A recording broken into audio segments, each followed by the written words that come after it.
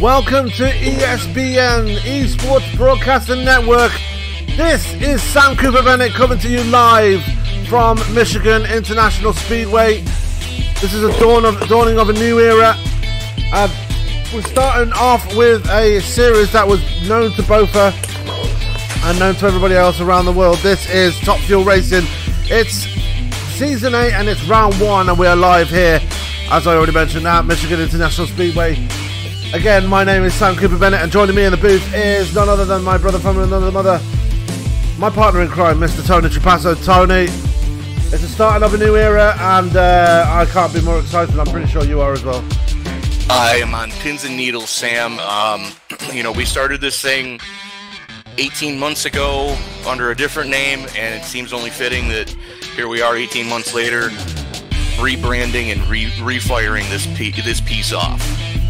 Absolutely, and I can't wait to get this going. And they're already going on in the race. They're already qualifying, so let's get straight into it, shall we? And get things on the way here. As I hope you guys are looking forward to this new format, the new channel, the new everything we have right here, right now. As we are going to go straight into it. If you'll let me, there we go. Go to that one and go to Scott Brinson, the reigning champion. If you'll let me. My God. Just finished his last lap. So Brinson going 6th quick, but holy cow, these guys are running close times tonight. Top 13 separated by 1/10 of 1 second. Actually, you can take that all the way down to 15th. My auto going quick time so far. Yep. With a 32.7 for the Canadian Crippler. Yeah, Keith Mayata picking up where he left off last season. As he had a pretty good end to Season 7. Left it a bit late to get everything in order for his for a championship run. Let's go to a man that's eager to get back onto winning ways this season. That's Mr. Chris Walker. He's out on track for No Limit Racing. And they've been recruiting heavily over the closed season. Tony, they've acquired the services of Mr. Nate Siefka for the team. Yes, they have. They were kind of courting him towards the end of last season, and Nate finally made the jump in the off season, officially going to NLR. So that's going to be a boon to that team. I know Phenomenal Evolution is definitely not happy to see Nate go, but you know, it's something that he needed to do for him. So that's going to really shake up the team standings this season. Absolutely, and one man that is driving for Phenomenal Evolution this season is Mr. Tyler Vickery, taking over pretty much as the team leader. Alongside Ronnie Osmer, who's obviously here on a part-time basis due to his college work, but Tyler Vickery taking up the mantle as team leader here at Phenomenal Evolution alongside Joe Morganti and the likes. And is that going to put more pressure on him this season, or is it going to be, or is he going to roll with the punches, as they say? That has yet to be determined. As much as I know of Tyler, I'm thinking that he's going to put most of the pressure on himself more than the team's going to put pressure on him. Yeah, and you see him there just circulating laps there. He's currently put a time in good enough for 26th place. We've got a big field for this race for tonight. We've got... How about Damon Martinez? Yeah, going straight to the top of the board. Martinez, he wants to go one step further here this season. Finished second on the season last season, and just missed out to Scott Brinson. But I think he'll do it this season. He'll be right up there again this season. He definitely announced his presence last season that he's going to be somebody that you're going to have to beat to be able to pull it off. And as a matter of fact, that entire team over at SKM is a tough team to contend with. You know, you've got the likes of Damon Martinez. You've got, of course, Sage Karam. You know, just the talent right there. Which, if I'm not mistaken, that was second and third in the driver's standings last season. Yeah, It was, and Sage Karam actually, I actually got it wrong. In the last race at Homestead, Sage Karam actually pipped Damon Martinez to second place in the point standings. So Sage Karam will be looking to get a championship out of this. We've got 32 drivers here tonight. Sage Karam is one of those drivers that hasn't taken the time, along with Dylan Moskowitz. He hasn't logged into the sim yet. Okay. Dylan Moskowitz hasn't taken the time. Matt Burkhart returning to the series. He's not taking the time. Paul Jourdain not taking the time yet. And neither has Mark Robertson, who's also returning to the series. We do have some debutants here tonight. Tommy Gossett making his bow for the series. He's driving the 45. We have Dylan Vose made his debut at Homestead, so that's not going to be one. Connor O'Hader making his debut here tonight. That is going to be something to talk about because, you know, as everybody knows from the Bofa Indy Classic series, he is the man to beat in that series right now, and it should be interesting to see how he can handle the new cars. Absolutely. And joining us now, the man, the myth, the living legend himself, Mr. Scotty Brinson, chief cook and bottle washer of the Top Fuel Racing Series. Scott, your thoughts as we get ready to grid up for the... I want to make sure I get this right, so bear with me here. It is the Paul Brinson New Year's Classic.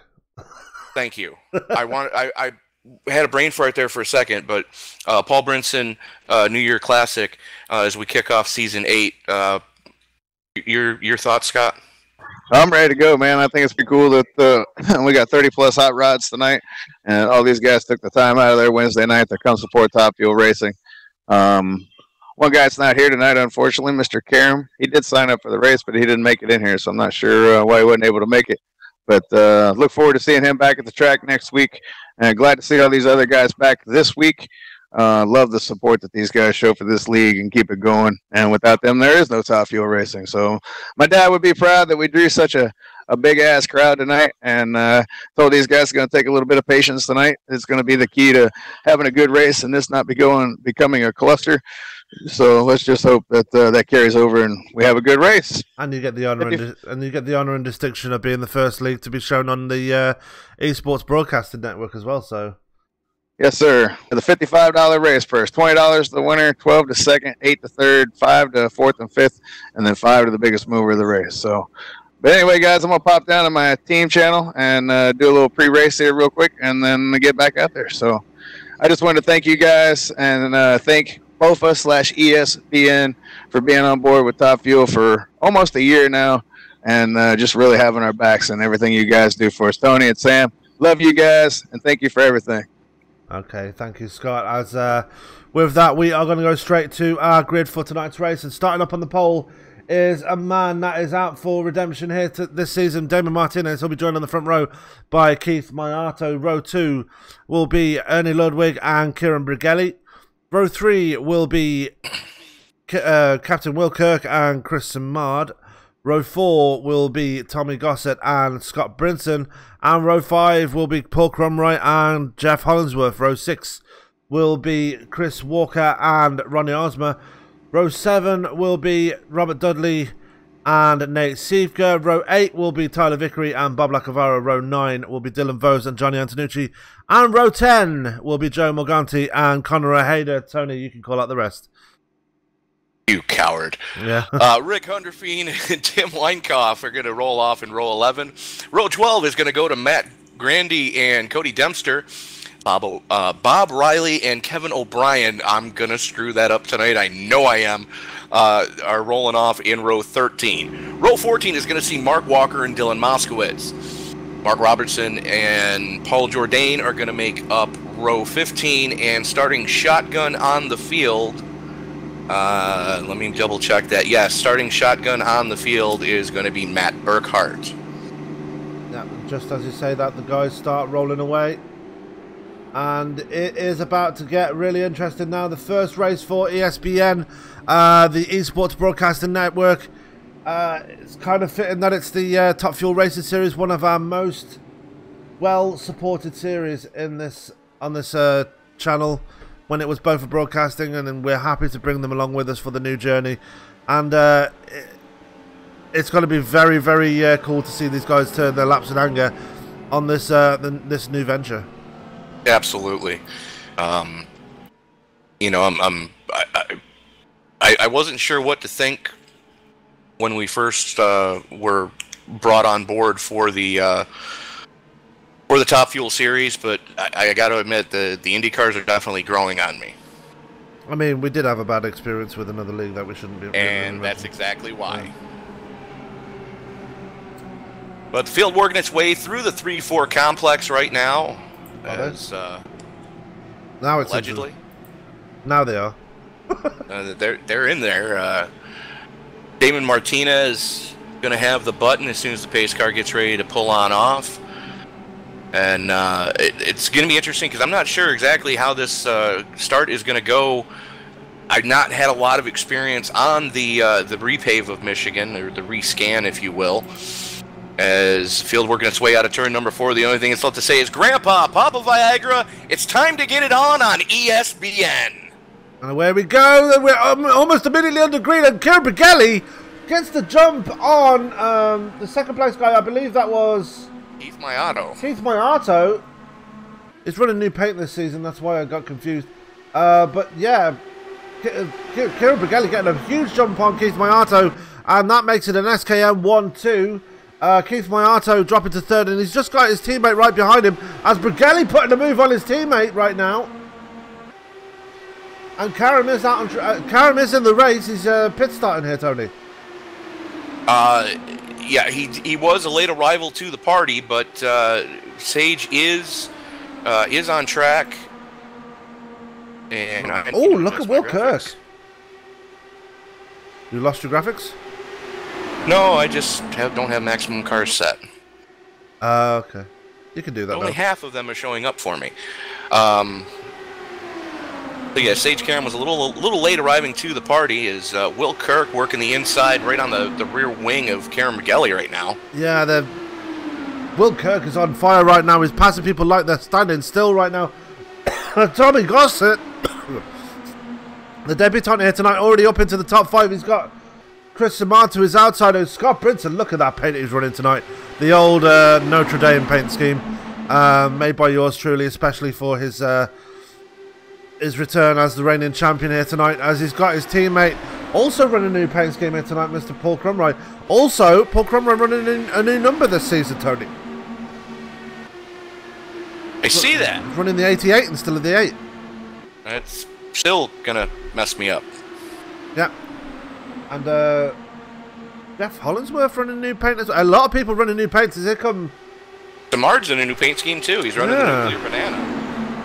And this is always the exciting part of the new season. Who's got new paints and who hasn't? We know that Captain Will Kirk, Damon Martinez and Kieran Brighelli, they're running the same paint schemes as the last season. Keith Maiato running GoPro schemes tonight. He's not running the Repsol Honda paint scheme. And we've got a new leader, is Will Kirk, to the point. Yeah, he's been on fire since the green flag fell. But here comes Damon Martinez again to the outside of the man in the 9. The side-by-side as they go through turns 1 and 2. I gotta give everybody credit for showing some patience early on here, except for these guys running 3 wide into turn number 3. Thanks for making me look like a liar, guys. As Martinez squeezing down on Will Kirk there. Almost ended in disaster there between the two. But Will Kirk having to back out of it. Maiato going to be on the outside of Kirk as well now, as Tommy Gossett on his debut here tonight, really taking it to the big boys here, as he's already up to P4 right now, and Chris Walker has been scything his way through the field. He's up into the top 5 now. Well, Gossett is new to this league, but he's not new to this car. You know, Gossett does have quite a few laps in the official stuff and with some other open wheel leagues that are out there, so it's not really a big surprise to see Gossett running up towards the front already, but it's going to be interesting to see how his driving style is going to blend with the Merry Band of Misfits that we normally see up towards the front. Yeah, speaking of Merry Band of Misfits, we're going to take a look at one. Mr. Ronnie Osmer is running alongside his teammate Tyler Vickery. And just behind Robert Dudley. Joe Morganti's right there too. Yeah, so 3 Phenomenal Evolution drivers right there together. And they're chasing down a No Limit Racing car. Just behind Jeff Hollingsworth, who's running a very striking new paint scheme here tonight. He's stolen Kevin O'Brien's Caterpillar paint scheme from last season. Yeah, not sure how well O'Brien's going to like that one, but he's still running that paint scheme, by the way. Oh, we got to wreck it! That's Dylan Vose. And no, don't tell me he's it. No, he's not. But Dylan Vose in a wreck here, and no, not too much damage for the man in the 30. Let's take another look and see what happened there. Running the classic Newman Haas scheme, he's running to the inside of Joe Morganti. Gets too much wheel on the apron, and it just switches around on him. So unlucky there for Dylan Vose. Single car incident there for the man in the 30, but a scary one. I don't think he collected anybody, so that's not too bad. Yeah, that could have ended a whole lot worse than it did, considering where he was running at the time of that. Yeah. With that, let's take a look at the weather conditions for tonight's race. As we have clear conditions here tonight. Air temperature 84 degrees, and that gives us a track temperature of 107 degrees. So that it's a hot track out there tonight, Tony. Yeah, and the drivers were a little concerned going through the hot lap session that the track was greasy feeling, but it's the same conditions for everybody. Everybody's going to have to adapt. Yeah. As it looks like Chris Walker going to be the man to blink there and bring everyone down. David Martinez going to stay out and get the lead there, but he's already got a point for leading lap, so not. That was my auto. Yeah, my auto brought him down. Sorry. Brinson staying out as well as Paul Crum, right? Well, they've only got 10 laps in, so it's going to be interesting to see, how this one plays out between the haves and the have-nots, as Bob Riley making his return to the league and Mark Walker staying out. Ooh, who was that? That was Gossett getting it all wrong coming out of his pit stall. Take a look at that. Oh, yeah, he did. Got a bit too much acceleration there coming out of his pit box, and it almost spun him all the way around. Thankfully, he was able to save it, and thankfully, he's able to get himself going again. And you see him there just coming out of pit road, just passing the blue cone there. Is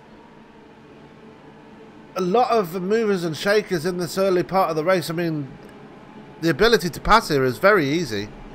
Question is, there's only so much passing you can do, and how long will it take before somebody actually gets the clear and runs away with it?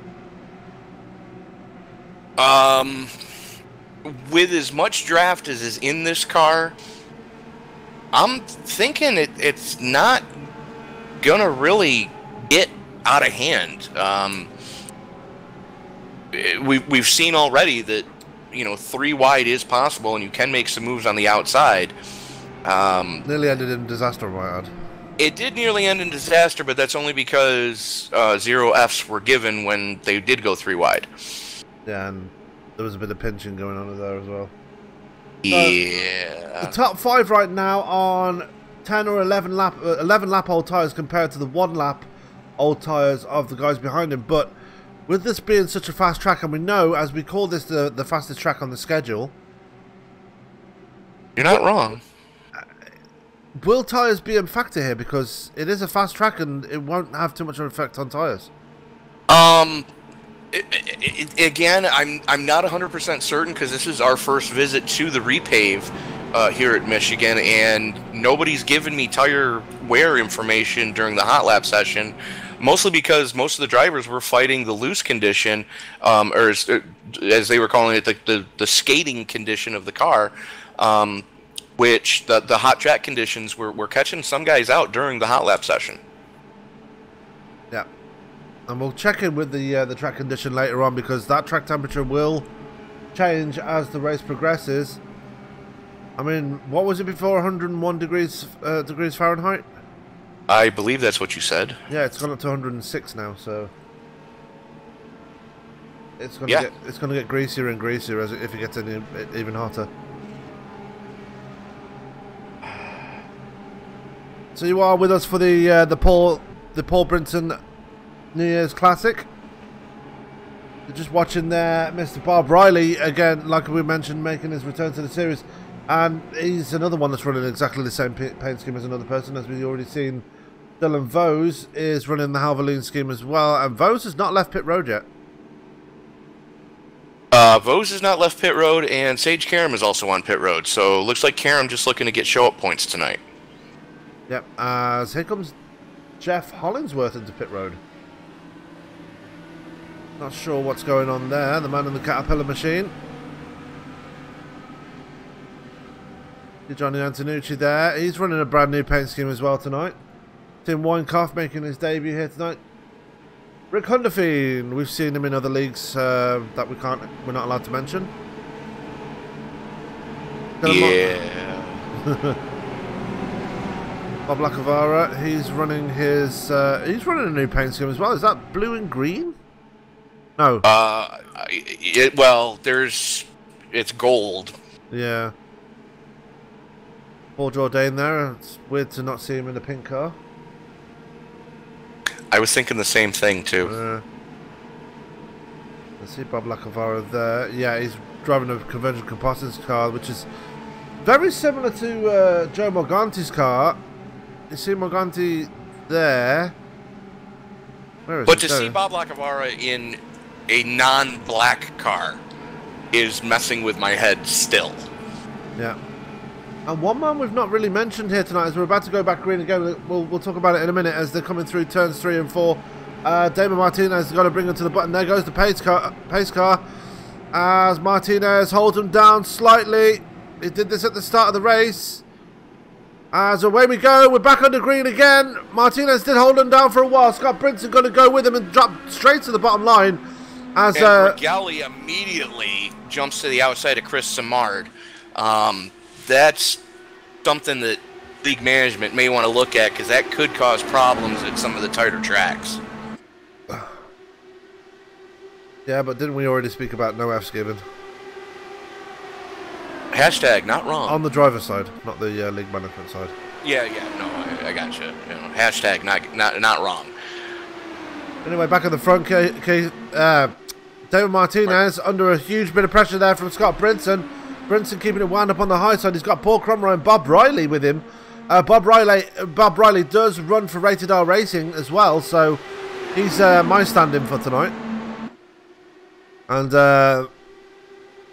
I should be back for Gateway next week, so you'll see the Vanarama car next week. As we're 3 wide going into turn 3, Chris Walker just coming Keith Boyata, coming out of nowhere and just splitting the gap there, Tony. What a run he's on right now. He's already putting a move on Damon Martinez. Martinez has lost the lead to Scott Brinson, but Moyato is on the move on those fresher tyres. Very much so, and... Oh! Walker in the wall! Chris Walker in the wall. Sorry to cut you off, Tony. No, that's quite all right. That was a hell of a ride he just took. Let's take a look at that. He's running behind his namesake, Mark Walker, and it just aero blasted him right into the wall. Yeah, he got into Chris Simard's aero wash out of the nuclear banana and just, hey, look, a pinata. Sorry, Chris, I had to do it. Somebody get the bat. There's candy in there. Now, if this was a crash car race, we'd see everybody taking a shot at him to try to knock him loose and just end up just annihilating everything. You don't need crash car to do that. No, but it helps.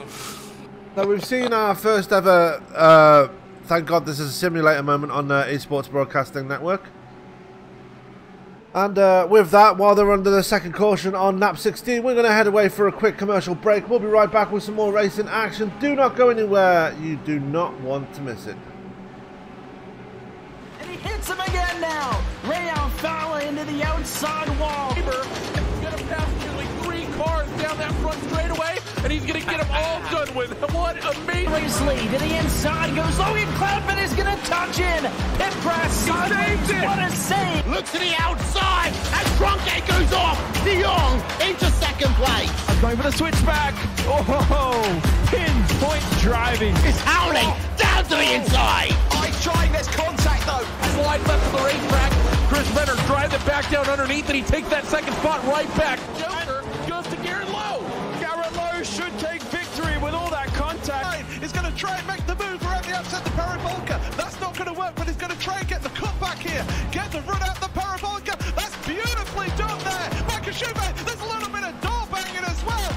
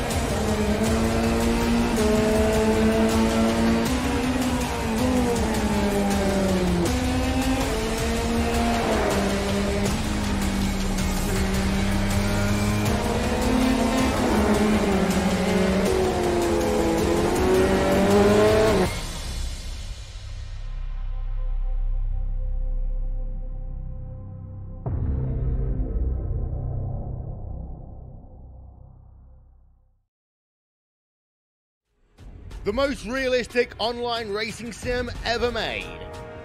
This is iRacing. Detailed laser scan tracks, fully dynamic real world cars, and over 50 series to choose from. 6 online world championships offering over $100,000 in annual prizes. This is the original eSport racing game. This is iRacing.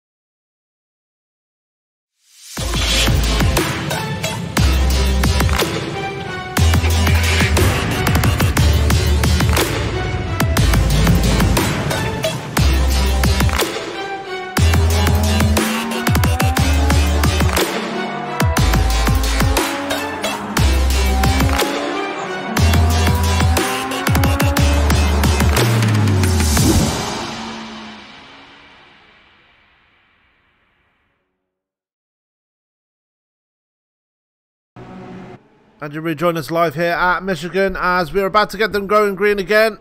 Lights are off on the pace car, and Tony, I believe it's your turn to get us going. Keith Maiato going to have the button. He's got defending series champion Scott Brinson starting to his outside. Bob Riley, Damon Martinez, Chris Simard rounding out your top 5. Don't count out Paul Crumry. No. New paint scheme, new attitude. Finally got his pedals bolted to the floor. Crumry's been on a tear as of late. Every time we've seen him take the track. Yeah. And the Pasky series, which we don't broadcast anymore, he's been having real good fun in there. He's already been making a name for himself in that league as well. So, and a little birdie told me that someone else might be making a debut in that league. Me. They are racing this Friday, so... Yep. And Mayato wasting no time pulling the trigger. Brinson dropping it down to throw the block to get Bob Riley in his toe and get away from Damon Martinez. Yeah, but the problem is Mayato is on much fresher tyres than Brinson. Here comes Riley making a move on Brinson. The side-by-side as they come out of turn 2. And Chris Simard coming for the field as well. The two MCS drivers really on top of things here tonight. And really putting a name for themselves out there. And I'm actually very surprised to see Chris Simard driving the Yellow Submarine tonight. I always called it the nuclear banana, but yeah, either way it'll work. Apparently he wanted to switch things up. The other paint scheme wasn't really working for him, and I can't say I blame him on that one. You're not really working for them either now, so. True story. You're not working True for story. It wasn't working for him. You're not working for them. Simple. Yeah, kind of works out for everybody. And here comes the captain as he's right on Simard's rear wing as Bob Riley goes to the outside of Keith Mayato to try to get the pass done the hard way. Yeah, as David Martinez starting to fall backwards. As here comes a man that we've not mentioned at all here yet tonight, is Nate Seifka. Started mired in the mid-pack and now he's starting to make his way forward. He's up into P7 already and working on the outside of Will Kirk. Nate Seifka, 10X Club in the house. Yeah. For those of you who don't get the joke, watch the Seifka stories tomorrow morning. Everything will be explained. In detail, I'm sure. Oh, yeah. Nate's about to make somebody famous. Yeah, as Scott Brinson starting to fall backwards now as well, starting to struggle on those old tyres, but you'd think the same would be happening to Bob Riley and Paul Crumroy, but no, here comes Bob Riley really putting a challenge on Chris Walker now for the lead. As Crumroy going to make Keith it... Mayato. Yeah, that's the Paul Crumroy, whatever. Really challenging for the lead, but Paul Crumroy comes out of nowhere, takes that inside line and takes away the lead. Can he get the lead across the line? He can. So he gets a bonus point for leading his first lap tonight. Mayato going to dive in on the inside. Riley going to try going through the middle. Will Kirk right there as well now. Chris Simard right there. Robert Dudley moving his way for the field as well. So everybody's moving forward. Yeah, I mean, here's the thing. These guys were showing a lot of patience early on. The patience have already gone out the window and died, as if anything happens at the front of the field right now, everybody is going to get caught up in it. Yeah. As Bob Riley leads that lap. So he gets a bonus point for leading the lap. Has about 3 wide going into turn 1. Will Kirk working on the outside of his teammate. I'm not sure if he's going to make it stick there. No, he's not. He's got to file in behind the man in the 33. Now, here's the question I've got, Sam, because you and I have both driven the older versions of the IndyCar in this sim, and you can bump draft in those. Can you bump draft in the IR18? No. Oh, okay. Well, that answers what I was about to say then. Oh, very close between Riley and Kirk there. That almost ended in disaster. Rated R Racing really up there in the top 5. 3 cars in the top 5 right now as here comes Simard to the outside of Robert Dudley. And I believe that is... it's Paul Jourdain. So that's what his new paint scheme looks like. It's white, yes. Blue and green. Okay. Interesting. Very sharp. Ish. Green. It's green on the end of the first... What used to be known as the... Those are Ford colors, bud. Yeah. There's white, blue, and there's a green panel there. I can see it. That's his license stripe. Is it? Okay. On the very end of the side pod, near the flare over the wheel.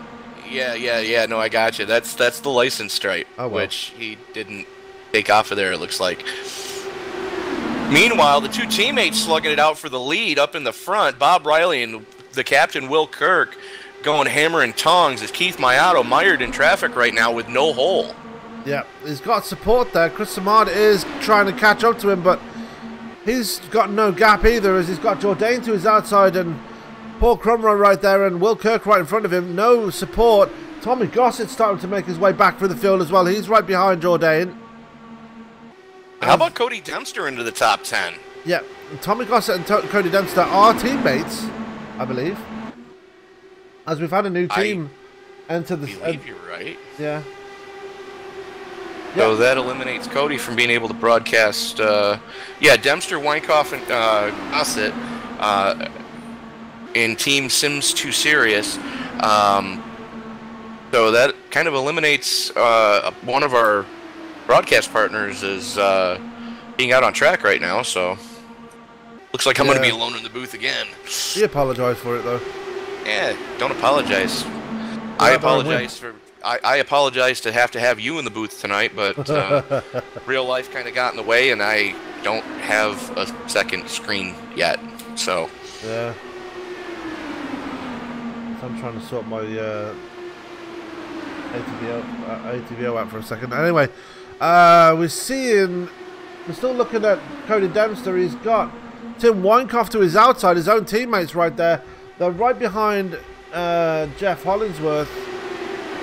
Nate Seifka and Robert Dudley working together there on the right in front of Hollingsworth. And I'm wondering if Hollingsworth did move teams in the end, because he was kind of left in the lurch by his other teammates No, he's still with APC with Robert Dudley. Robert Dudley runs for No Limit Racing, so I'm not sure why they're down there together. They're running for APC tonight. Oh. Interesting. Yeah. Anyway, back at the front, let's have a look and see what's going on there as Bob Riley is still battling out. Maiato's got the clear as... Oh, wow. One thing I do want to point out, Sam. Yeah. Tonight, anyways, No Limit Racing is working with Phenomenal Evolution. Oh, wow, okay. Because there is a whole gaggle of drivers in that chat right now. Beefker, Vickery, Morganti, Connor Ojeda, Chris Walker, and Ronnie Osmer. And Connor Ojeda being the newest member of Phenomenal Evolution, the immediate replacement for Nate Seifka. Oh, is Dudley having to take evasive action there? Yeah, the captain got it all wrong coming off of 2 and almost collected everybody. Yeah. Just looking back at Kieran Brigelli, he's fallen way back along with Damon Martinez. Trying to see who that is in the blue car. I believe that's Kieran Brigelli. Oh, there's a blue one working on the outside. That's Tyler Vickery. No, he's in the Navy car. You talking about Morganti? No, Morganti's running a different car. Morganti's there, in front of them. It's Hunderfield. No, it's not Hunderfield. Weinkoff, no. Osman, no. It's Ojeda, no. He's there in the running the Robert Wickens tribute. Well, Osmer's in his all-blue flame car. Yeah. It's Sage Karam who's finally decided to join the race. Oh. Okay. 16 laps down, but he's in the race. Hey. Who knows? We've seen it happen. But how about Tommy Gossett led a couple of laps? How about Paul Jourdain to the point? Yeah. Didn't take him long, did it, to get back up, get up there, did it? He's known for his road course racing, not really much known for his oval racing, but he's definitely making a name for himself here tonight. As here comes Maiato again to the outside of Riley, that almost gets it to the side of Jourdain. Nate Seifka now working his way to the front, and he's now up to second place. He's been slowly working his way to the front, and now he's finally there. Question is, what can he do about it? Because he's got a lot of angry dogs around him. Very much so. You know, I definitely don't envy the task that Seifker's got to go through right now, as he's got absolutely no teammate help at this point. Yeah, the closest teammate he's got to him is actually Robert Dudley, who's fallen all the way back to P11. Next one after that, I believe, was Chris Walker, but Chris Walker is 4 laps down. And he's well off the pace. Same for Mike Grandy. Not sure what's going on with Grandy. He's down in P30 right now and all the way off the pace. He's way off the pace of everybody else. But not sure what's going on with the man in the number 52. But back at the front, Jourdain has got the clear again. Mayato under pressure from Riley, and Seifker. Riley really pinching up on Mayato there, as Mayato nearly runs Jourdain over. And the question is, how much longer can the likes of Paul Crumright and Bob Riley keep going before they have to make it pit side, because they are already almost 40 laps on their tyres? Not real sure, but look who's stalking them right now, and as looking to get one of his laps back the hard way is Sage Karam. Play the music.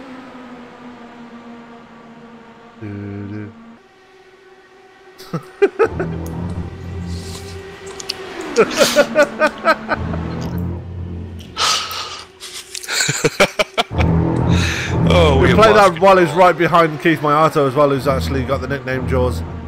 Yeah, I know. Oh, as Mayato and Jourdain almost come together there.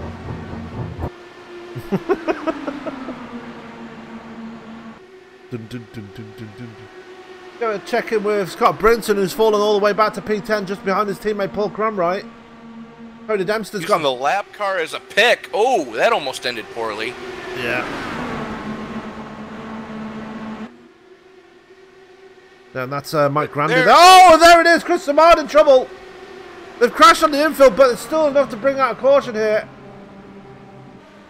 And that's Bob Riley that's in trouble. And on his lid.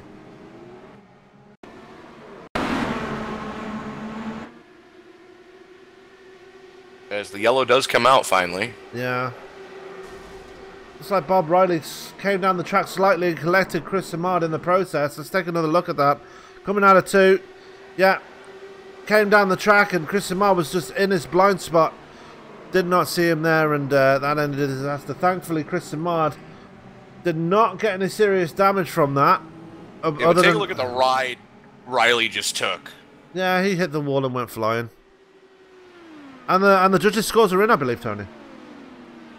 4.2, 5.3, 2.1, and a 0 from the Romanian judge did not stick the landing. It's good to see the Romanian judges doing what they do best. Got to stick the landing if you're going to have a fun ride like that. Yeah. It's going to be interesting to see who brings it pit side now. We are under caution again. A good run that was for the guys out on track. As 25 laps of green. No, I'm sorry, 22. Because Ronnie Osmer pit with 1 to go, so about 20 laps or so. I expect to see just about everybody coming pit side this time. And they are. They're all in pit there. I can talk, I promise. They are all in pit road right now. Let's go to the pit graphic right now and see how it turns out for these guys. As Mike Grandy gets his wave around. Ernie Ludwig and Kevin O'Brien stay out. Yeah, Kevin O'Brien does like to stay out and get those bonus points, but I believe he was behind Ernie Ludwig, which he is, so... And neither one of them got to the stripe before Keith Mayato, so neither one getting the bonus point for that lap. Speaking of Keith Mayato, he did win the race off pit road. Nate Seifker coming out of pit road second. Tommy Gossett third off pit road. Cody Dempster, 4th man off pit road. But no, he didn't take 2 tyres. Okay. That was just a really good pit stop for Cody Dempster. The Sims 2 Serious drivers really making names for themselves here tonight. The new team in the field, up in the top 10 already, really doing well on their debut. Absolutely. They hit their marks almost perfect going into their stalls. Top of the night, though, going to Tyler Vickery, 7.6 in the box. Yeah. Top of the night so far. A time that's only been equaled by Nate Siefka. He got a 7.7.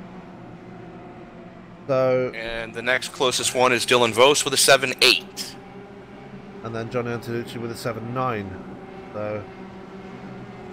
Oh, Conor O'Hader got a 7. No, stop of the night's going to Conor O'Hader. Look at his time. Where's Conor? Hold on. B27.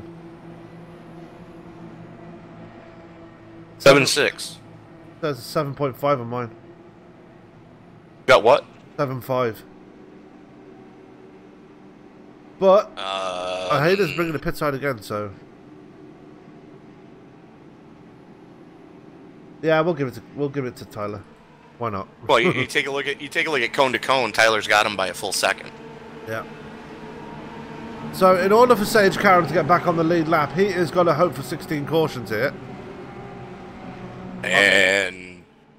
Or 14 cautions. Yeah, I'm going to say please no.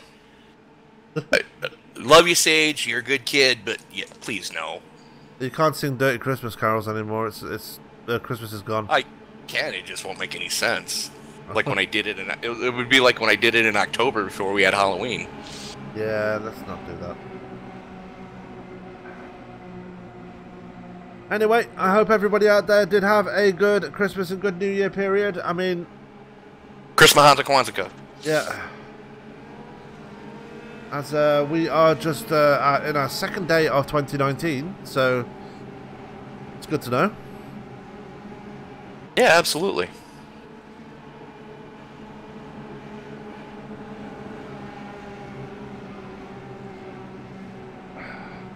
So the question is, how much trouble is Sage Karam going to be in? Because he's staying out to get the wave around on 28-lap-old tires. Good question, but Chris Walker isn't much better. He's on 27-lap-old tires. True story. So, and there go the wave arounds. Yeah, as Mayato is going to take his position at the front of the field, but he's got Nate Siefka to his outside, and he's got the two Sims 2 Series drivers behind him of Tommy Gossett and Cody Dempster. Dempster making his return to the series at Homestead on his own. This year decided to bring some friends with him, and it looks like it's paying off for him because they've got two in the top 5 right now. Scott Brinson still running up there in the top 6 as well. He's not too far behind. Don't count him out, and definitely don't count Jeff Hollingsworth. I swear I can talk. I really can. As Brinson, there's not enough beer in your alcohol stream. No, there's not. I'm drinking Coca-Cola tonight. That's how bad things are. Aha. So, Mayato going to have the button again. Got Siefker. Started mid-pack and has made some good headway so far. It's going to be interesting to see how this one plays out. As Mayato and Siefker both on a lonely island tonight. Neither one of them with any teammates within striking distance. Yep, as in goes the pace car. We're ready to get them going again. Mayato going to hold them down for the time being, but away we go. Back under green again. Not the best of restarts for Nate Siefka. Here comes Gossett to his inside. Can Siefka keep it wound up on the high side as they make their way into turns 1 and 2? No, he can't. Gossett going to take away second place here. And almost immediately, Dempster going to be on all over the back of Siefka, bringing Hollingsworth and Brinson with him. So, a very poor restart there by Siefka. Very poor restart for Siefker as here comes Hollingsworth to the inside of Dempster. But the other one who had a horrid restart was Paul Crumry. Yeah, Crumry falling all the way back to P8 there. He's under pressure from Will Kirk and Ronnie Osmer and Joe Morganti, as Robert Dudley's right there as well. So huge gap right now between this. between this lead pack of 6 and the next grouping, as Mayato bombs it to the inside of Gossett. Gossett crosses him over, coming off of 4, drag race to the stripe. Yeah, and that's confirmed that the apron is in play here tonight, as Gossett takes away the lead here. And what a debut this man is having, already at the front of the field.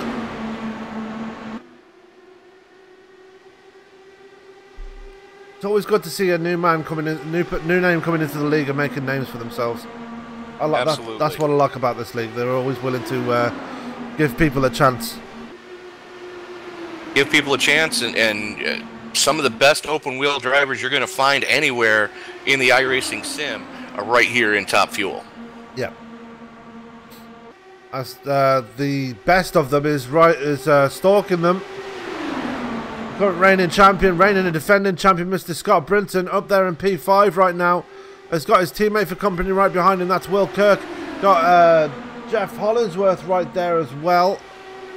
And Ronnie Osmer is having a very conservative race tonight. I'm not used to seeing him this far back in the pack, Tony. Well, Ronnie doesn't have a lot of seat time in the IR18. Mostly because the young gunner has been away at college for the past 3 months. And unfortunately, they don't have the bandwidth to let him bring his rig with him. That and his mum wouldn't let him either. Well, that too, but she let him bring the dirt late model. Which is only raced once, I believe. So, that's that. Yeah. As 2 teammates slugging it out, give that lap to Dempster. That Dempster and Gossett making their way to the front as Brinson picks up another position here. He's got around Nate Siefka. He's now going to work on the outside of Keith Mayato. As Hollingsworth going to make his way forward as well. Oh, Mayato pushing up the track, almost gets it to the side of Gossett there. Definitely some tight racing up towards the front of the field so far. And, you know, no quarter asked for, no quarter given by any of these guys. As you would think that it's 5 to go with the way that they're running right now. Yeah, let's go back further into the field. Let's take a look at Connor Ojeda, who's absolutely mired in the mid-pack there. P21 right now. Got Dylan Moskowitz just ahead of him. Robert Dudley and Bob Lacavara are there as well. Mark Walker is there as well after being involved in the incident involving his namesake. He's been sitting back there in P18. The man that led the race in the early running, David Martinez, he's right, just knocking on the door of the top 10 there. Behind Joe Morganti's P11 right now. As we've got people making moves for the lead here at the front. As Mayato going to dive it in there on Dempster, going into turns 3 and 4. Dempster not giving an inch on the high line right now. No, it's not. As here comes Siefka as well, and here comes Gossett. Look at the run he's got. Wow. That was the toe from hell down the front chute. Yeah, it was. As they're all getting stacked up again. And you got to wonder if you're, you know, one of the guys from Rated R Racing is there, kind of throw a blanket over them right now, and you're seeing all this stuff go on in front of you. Are you trying to figure out where is your nearest out if things go horribly, horribly wrong in front of you? Pretty much, yeah. You gotta pick your victim, pretty much. But Scott Brinson leading that charge for Rated R Racing to the front there. He's just started to put a move on Jeff Hollingsworth there up to the top 5. Hopefully go to the top 5. Momentum being blocked slightly there by Keith Mayato. As here comes Ronnie Osmer. And if you look behind Osmer, take a look at who's already climbed his way back through the field. It's 41 laps on my tyres, nothing, as we've got a caution again. Oh, big crash this time. Not sure what's happened there. Joe Morganti's involved in it.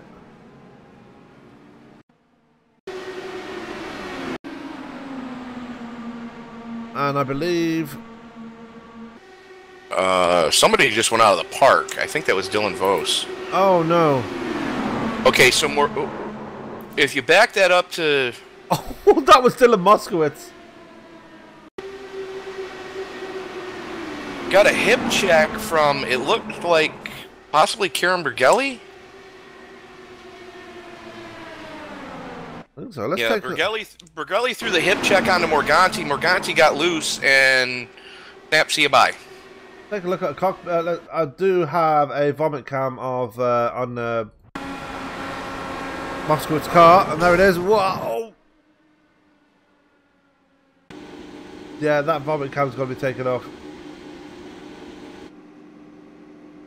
You might want to watch that back on the broadcast.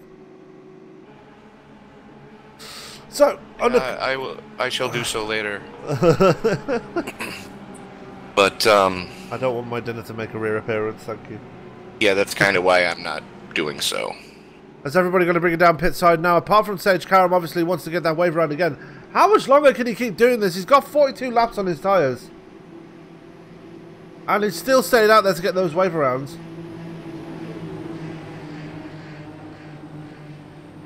Apers. 43 laps on the tyres now. So let's see who's going to bring it out of pit side first. And I will say this, the Sims 2 Serious drivers have really been impressing me here tonight. Cody Dempsey and Tommy Gossett, who ironically come out first and second out pit road. Steve Graf third. Mayato having a terrible start. He comes out in P9. Wow, that's a terrible stop for him. 8 seconds in his stall. I'm thinking he had some damage he had to fix. Maybe.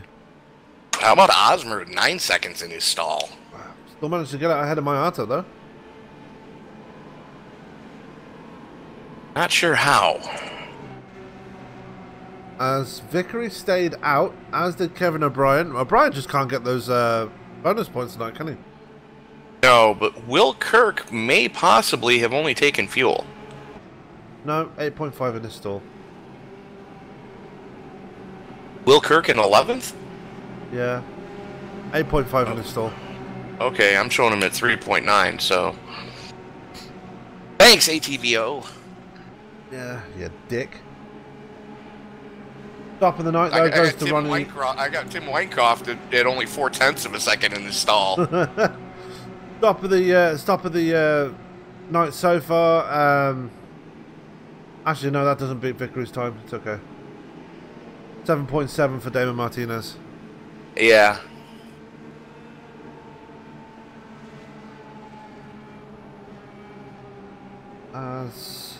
Speaking of victory, look who just stayed out. Yeah. Sage Karam. Oh, Tyler Vickery stayed out. Yeah, I know, yeah. But he's going to have Dempster and Gossett starting right behind him, and that's not going to be easy to stay ahead of those two. You're not wrong. Question is, how much more fuel does Sage have left in that tank? With all the cautions going on, I'm guessing a lot. Very interesting paint scheme he's running tonight. It's like a blue and purple and green. Very trippy colours. Like a unicorn vomited on it. Yeah. Does it say bong on the side pod?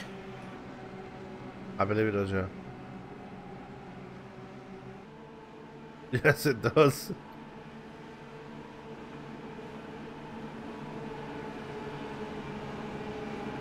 No, bang. Oh. Bang.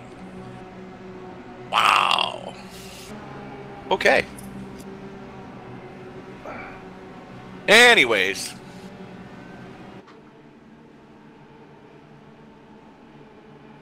As Chris Walker and Joe Morganti looks like they may possibly be putting him on the trailer. Bob Riley has put it on the trailer. Yep. Bob Riley is... No, he's not. He's on truck. Oh, no. Okay. Yeah, thanks, ATVO. Morganti is in pit road. He's not taking it back out again. Chris Walker is on pit road as well. I think Chris Walker was actually caught up in that wreck, so no surprise that he's there. But the lights are off on the pace car, Tony, and it's your turn to get us going again. And I believe Jeff Hollingsworth is just up to...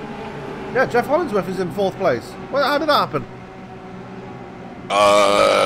Good pit stop. Pit stops? Yeah. So the field been shaken up again here. Absolutely. As you got Vickery with the button, then you got Dempster, Gossett, Hollingsworth, Osmer, Brinson, Jourdain, Mayato, Kirk, and Crumry rounding out your top 10. So look for the rated R guys to really work together here, because they've got a whole gaggle of them. And they've got to be careful, because the track temperature has actually dropped to 99 degrees Fahrenheit. So a little bit of cloud cover coming over right now as the sun's starting to go down, as the field working its way through the 3-4 complex. Pace car getting ready to make that hard left turn onto pit road. There goes the pace car, and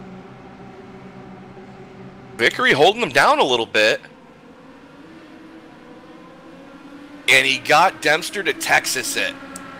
He waited for Dempster to make a move and then lift off, and talk about snooker from the young gunner.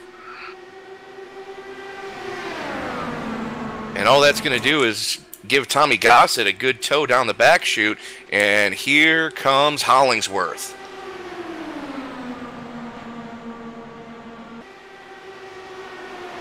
Gossett to the point. Vickery is sitting duck. No help from any teammates around him. Ronnie Osmer about the closest, and he's got Scotty Brinson in between he and Vickery. Yep. And we are back under yellow.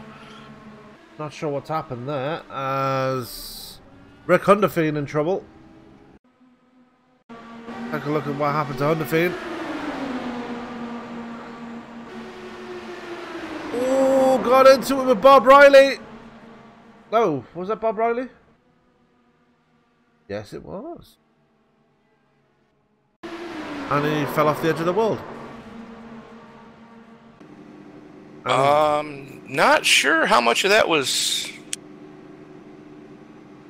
Yeah, there was contact. Was that Bob Riley or was it Dylan Vose? No, that was Riley. Okay. No, because Vose isn't on the track anymore, so. Right.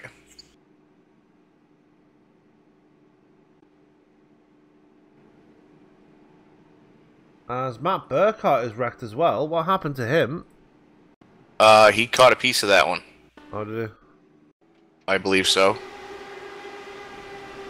Take a look.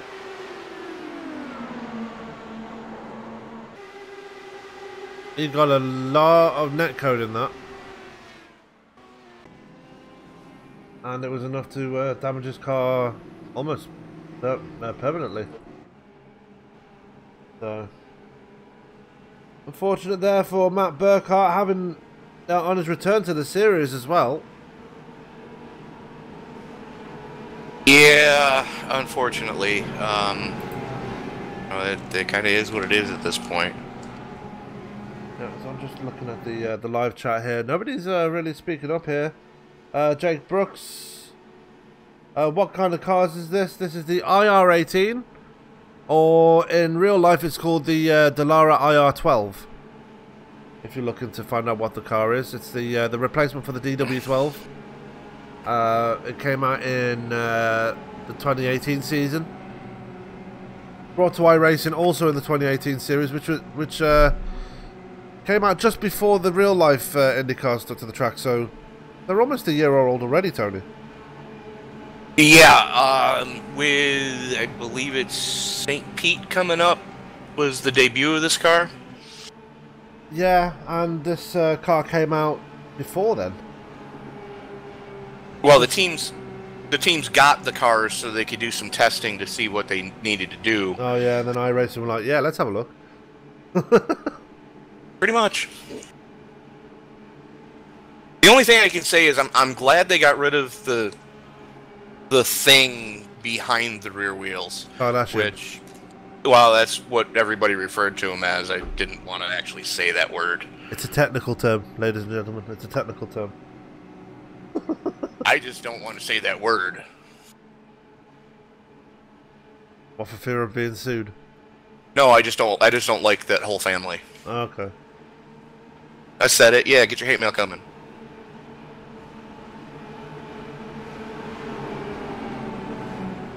So Tommy Gossett in control of the field. Jeff Hollingsworth up into second. Scotty Brinson in third. Cody Dempster fourth. Ronnie Osmer, Keith Mayato, Paul Crumry, Paul Jourdain, Captain Will Kirk, and Tim Weinkoff rounding out your top 10 as we are just past the 100 to go mark.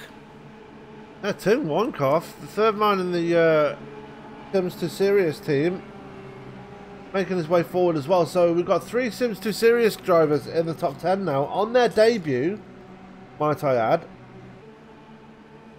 I think these guys are really coming out swinging here tonight. Well, they're definitely putting everybody on notice that they are a team that you're going to have to contend with if you want to go after the team championship this season. Yeah, the reigning champions, Rated R Racing, they only have 3 drivers. They have 3 drivers in the top 10 as well. Phenomenal Evolution have a driver in there. MCS has 1 driver in there. Paul Jourdain is an independent driver, so he's... Paul Jourdain is currently an independent driver. I wouldn't bet the farm that Paul Jourdain doesn't get picked up by somebody soon here.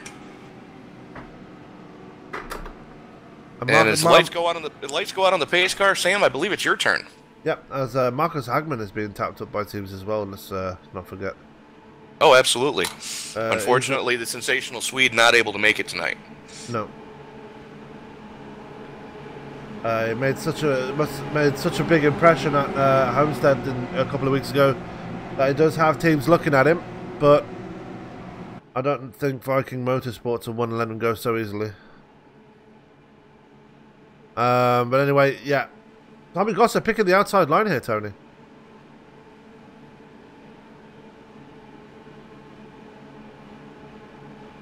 Well, it is driver's prerogative, yeah. Or leader's prerogative, I should say. So, Hollingsworth, as much as I say that the outside line is difficult to get a restart from, it's even worse when you shove down to that inside line. Yeah. I think he's gone up to the top line to get support from his teammate Cody Dempster as they come through turns 3 and 4 now. Let's see how that works. Scott Brinson going to be restarting right behind Jeff Hollingsworth as there they come out of turn 4. We're waiting for that pace car to make the hard left turn into pit road, and we can get this thing going once again. Just shy of 100 laps to go here at Michigan, and not wasting any time. Tommy Gossett straight on the loud pedal, and Cody Dempster does go with him. So the strategy worked out a treat here as Jeff Hollingsworth holds up Scott Brinson. That's let Keith Mayato back in as well. He's going to work to the outside with Ronnie Osmer. Osmer looking to make some moves right now on the high side. Paul Crumry on a charge as well. Yeah, and Paul Jourdain. Not really a big hole yet, but Crumry's still trying to make some moves. Yeah, Jourdain starting to fall backwards a bit there. Tim Weinkoff gets the jump on Will Kirk and moves up to 9th place. So Kirk dropping back now, and he's got Damon Martinez all over his rear transmission tunnel as that debutant himself, Mr. Conor O'Hader, is knocking on the door of the top 10 himself. Well, Conor O'Hader's got a real good head about him as far as racecraft. You know, we've seen it time and time again in the Bofa Indy Classic Series that Conor doesn't put the car where it's going to be easily gotten into trouble. No, he doesn't really get into trouble much. That's why he's where he is now. As Cody Dempster goes to the point now. Tommy Gossett going to jump to the inside there. Is Hollingsworth going to make a 3 wide? Yes, he is. 3 wide as they go to the point. Yeah. Can he get the clear though as they go through 1 and 2? I'm not even focused on Hollingsworth. There we go. As big wreck! Big wreck in the background there. That's Jourdain and Crumry. Karam caught a piece of it as well. Take another look at that.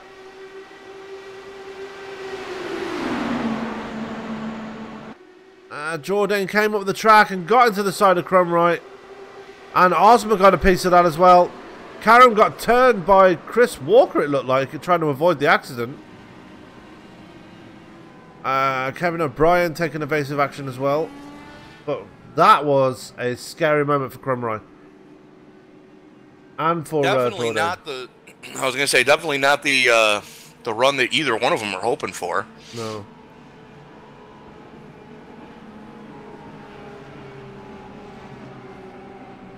As we're on the caution number 6 here, we're going to step away for our second commercial break of the evening. We'll be right back with some more racing action. Do not go anywhere as we hear from the boys at the iRacing eSports channel. And he hits him again now. Ray Alfala into the outside wall. He's going to pass nearly 3 cars down that front straightaway, and he's going to get them all done with. What amazing. Lee to the inside goes Logan Cloudman is going to touch in. Pit press sideways. What a save. Look to the outside and Tronke goes off. De Jong into second place. Going for the switchback. Oh, pinpoint driving. It's howling down to the inside. He's trying this contact though. Slide left of the racetrack. Chris Benner drives it back down underneath, and he takes that second spot right back. Joker goes to Garrett Lowe. Garrett Lowe should take victory with all that contact. He's going to try and make the move around the upset the Parabolica. That's not going to work, but he's going to try and get the cutback here. Get the run out the Parabolica. That's beautifully done there. Michael Schubert, there's a little bit of door banging as well.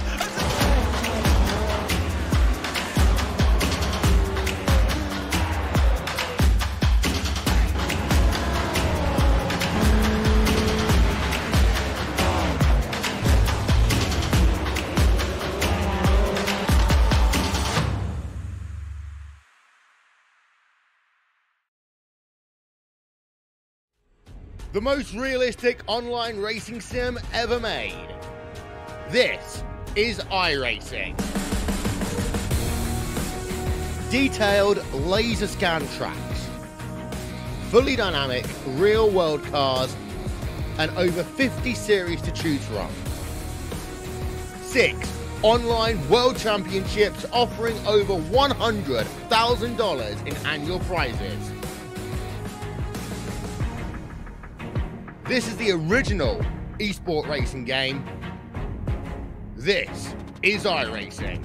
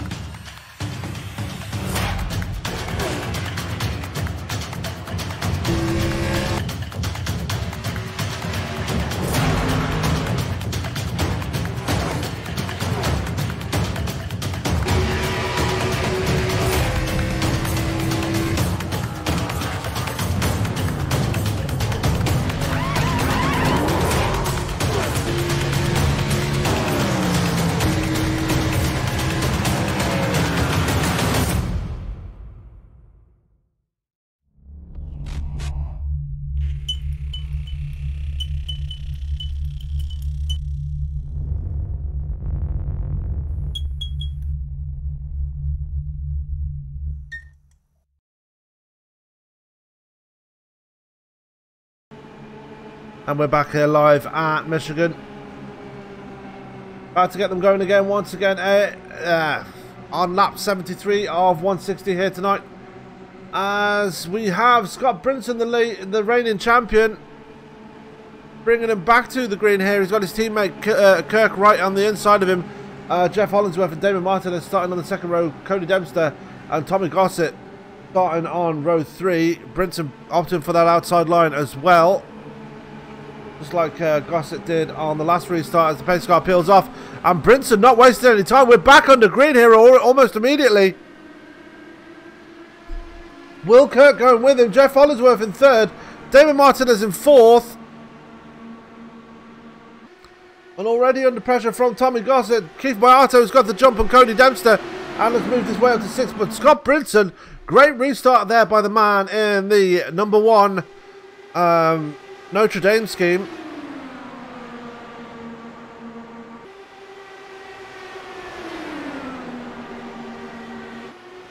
Notre Dame, I don't know.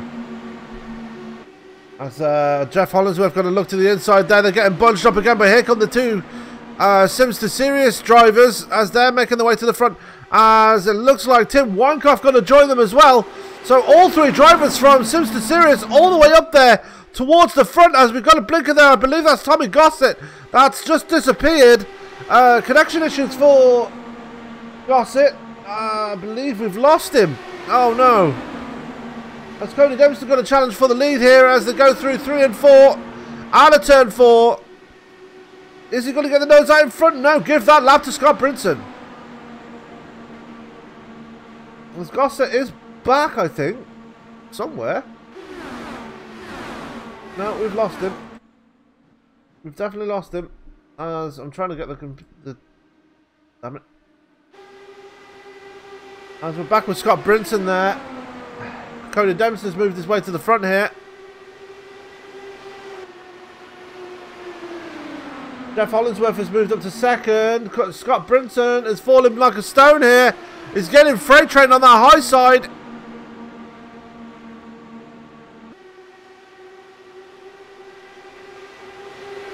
And Brinson not having fun right now as he's falling all the way out of the top 5 now.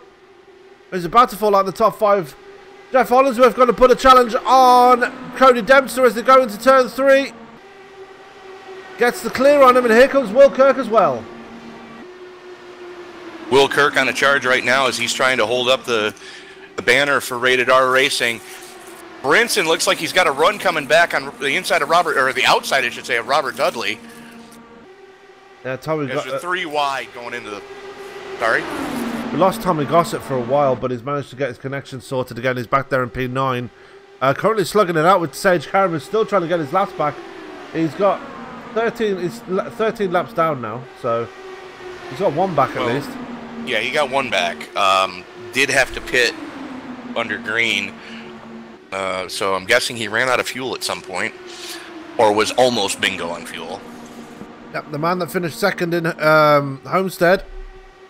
And Dempster's starting to blink now too. Oh wow, so the whole of Sims to Serious having a serious connection problems, pun intended. As Jeff Hollingsworth moving his way to the front. Look who's up there as well, Robert Dudley, the man that finished 2nd at Homestead, really putting his name out there as well. As Karen winning his lap back the hard way, it looks like. As they're bringing Keith Boyato with him, Tommy Gossett back to the front as well. Will Kirk has fallen backwards as Tim Weinkoff moving his way to the forward as well. So that's 3 Sims to Serious drivers in the top 6 now, Tony.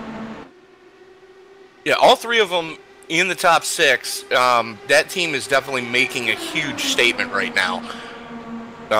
We are kicking off season 8, and Rated R Racing took everything last season. They took the driver championship, they took the team championship.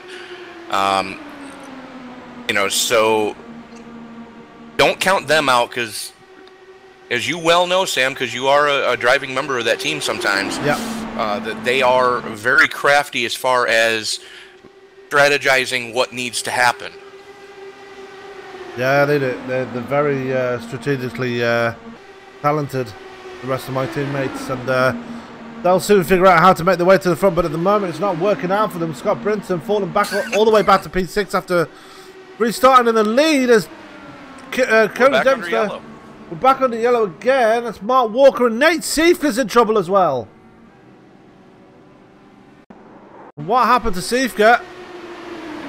Looks like Mark Robertson to his inside. That was Conor Hayden that caused that. Conor Hayden getting it all wrong on the apron there and just collected a bunch of drivers with him. Let's take another look at that. Gets a wheel on the apron. Mark Robertson caught in that. Nate Seifka in that. Mark Walker getting a huge piece of that. Somehow, Ronnie Osmer got away with that. Ronnie Osmer is, how should I put this politely? Remember that lucky horseshoe that somebody said Kevin Harvick had inserted in an orifice? Yeah. Yeah, Ronnie has that. Speaking of Ronnie, Mr. and Mrs. Osmer, Ronnie's parents, happy anniversary. Yeah. And we might have a word with Ronnie Osmer in a minute just to see how he's doing. Once the pit stops have shaken themselves out, as Jeff Hollingsworth is bringing them down pit side now. Who's going to win the race off pit road here? Let's put the pit timer up again and see how it all turns out with the times and such and whatnot and all that good stuff. As Ronnie just stayed out. Yeah, he did. As did Kevin O'Brien. So we are going to drag the young gunner up into the broadcast booth. Yep. All yours, Sam. Ronnie, Sam up in the booth. You got me, sir? Yeah. How's the fire suit? Pretty sure you've just changed the flavour of that, right? I need new seat, new fire suit, new underwear, all the above. I'm guessing something along the lines of a lemon chocolate flavoring. Yeah. So, you've had a few incidents yourself here, Ronnie. Just talk us through how your race is going here tonight. I know you're only here as a guest here tonight before you go back to college. Just give us a talk on how your race is going and how's the car feeling out there tonight? The car's feeling great, and it's fun with how the pack racing is going. I'm trying to be patient, take the time, play it safe, and the one time I got bored of being in the back, I came to the front, and then wreck happened in front of me. But and then that last run I paid for it. I didn't get the damage fixed, so let's see how the rest of this race goes. All right, Ronnie. Well, how's the team feeling out there tonight? They're looking very confident. Yourself, obviously, Joe has had a bit of a rough time, and Tyler, who seems to be up for it tonight. How's it feeling out there for you guys? You all managing to strategize well together? We're all having a good time, enjoying the race, and we're all working hard. Joe was up there at the front before his incident, and Tyler's working his way on strategy. Nate was up front, and we're doing everything we can to get a good, phenomenal finish. Yeah, absolutely. Well, Ronnie, it's good to hear you back and have you back in the race, even if it's just for one race. Wish you best of luck for the rest of the race, and hopefully we'll be speaking to you post-race. Hopefully. As that was returning one of our returning professionals here tonight, Mr. Ronnie Osmer, as he is currently sitting back in P17, just been in pit road while we were talking to him, Tony. Having a very conservative race for Ronnie, if you put it that way.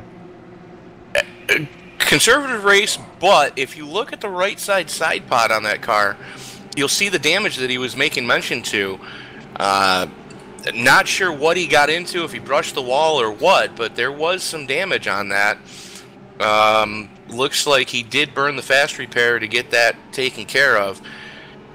As we are just past the halfway point of this event. Yes, we are. So, Sage Karam now down to 12 laps behind, by the way. Yeah. So, it's getting those laps back as the cautions keep coming out. Right, but if you take a look at how many lapped cars are in front of him, still running. Kevin O'Brien still in line to get the lucky dog. Mark Walker still in line to get a lucky dog. Paul Crumry in line. He needs 2 of them, and Joe Morganti needs 2 before Sage can start collecting lucky dogs. As Morganti is actually taking the pit side again. Probably going to get the top of the fuel before he goes back out there again. But Ernie Ludwig is the man at the point right now. He's going to bring us back to green. And he's opted for the bottom line this time round, with everybody else opting for the high line. Not sure if that strategy is going to work out for him, but he's there anyway. Cody Dempster to his outside, Robert Dudley's right there, and Will Kirk is still there, despite all the troubles he's had tonight. Will Kirk's had pretty much a clean race for the most part. You know, good to see the captain up towards the front of the field. He had a very less than stellar performance Sunday night, but you know, able to handle this one like a champ, and it's real good to see him in the top 5 right now. And he's got his teammate Scotty Brinson right behind him as the field's getting ready to go back to green. Ludwig has the button as the pace car peels on off. They come out of turn number 4.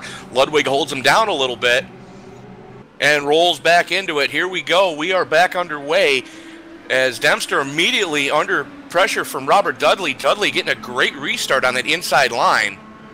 And takes it away from him. So great restart there by Robert Dudley up to 2nd place. Picking up where he left off at Homestead. So good to see him up there. So if I've jinxed you there, Robert, you can get your hate mail coming. That's care of Cork Island, PO Box OU812. And unfortunately, as we've seen almost all night long, whoever had... Oh! Only look, we're getting into the side of Will Kirk there. Kirk's got damage now. He's going to fall backwards now. And that is going to spell disaster for the man in the 9. Not necessarily. He's not really lost a step yet. He'd fall back a slight bit, but he's putting the moves back on Keith Moyato and just chops his nose off there as they go into 3. So maybe not then. Okay. If anything, that's kind of spurred him on as he's running behind Robert Dudley now. Dudley going to get the lap there, led. That's his first lap led, so bonus point for Robert Dudley. Absolutely. As Will Kirk looking to the inside as they work their way through 1 and 2. Cody Dempster keeping it wound up on that high side. Got Keith Moyato in tow right now. Tim Weinkoff is there as well. Still slowly working his way to the front. Remember, he started near the back. As he's already 3 wide, he's got his teammate to the outside. That's Keith Moyato in the middle. Moyato going to get the better drag going into turn 1 though, and wins that little dice there. It's a 3 wide behind him. That's Ludwig, Gossett and Dempster. Almost 4 wide. Kirk and Dempster banged wheels coming through turn 4. And Dempster lost a whole bunch of momentum because of it.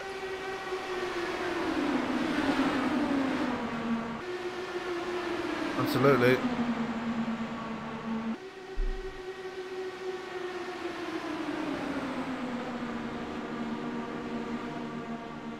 Dudley still in control as they're 3 wide coming through 1 and 2. Moyato trying to make it work the hard way. Yeah, and Kirk having to do it the hard way as well. As I'm noticing there's a lot of pack racing going on here. There's a 3 wide for the lead now. Oh, and one cough into the wall. Not falling.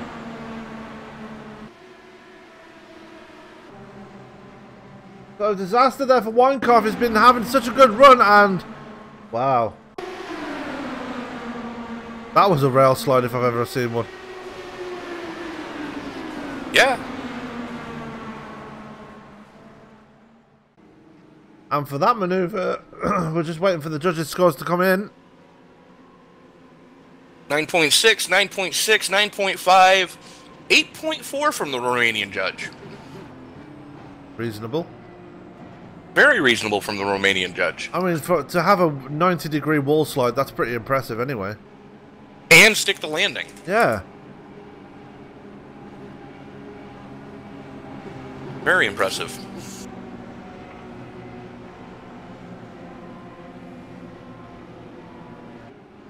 So, as we're going to step away for another commercial break, we'll be right back with more racing action. Don't go anywhere.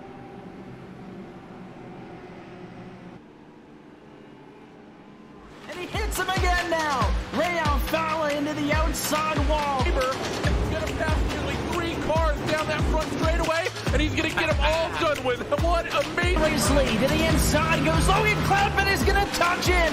Pit press sideways. What a save. Look to the outside as Cronkite goes off. De Jong into second place. Going for the switchback. Oh, pinpoint driving. It's Howley down to the inside. He's trying this contact though. Slide left of the racetrack.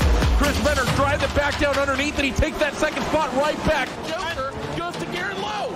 Garrett Lowe should take victory with all that contact.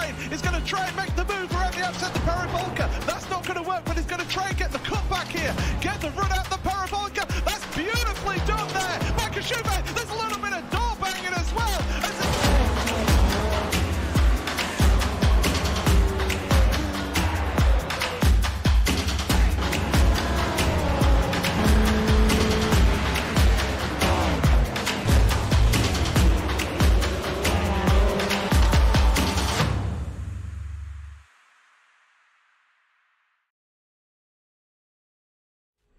The most realistic online racing sim ever made.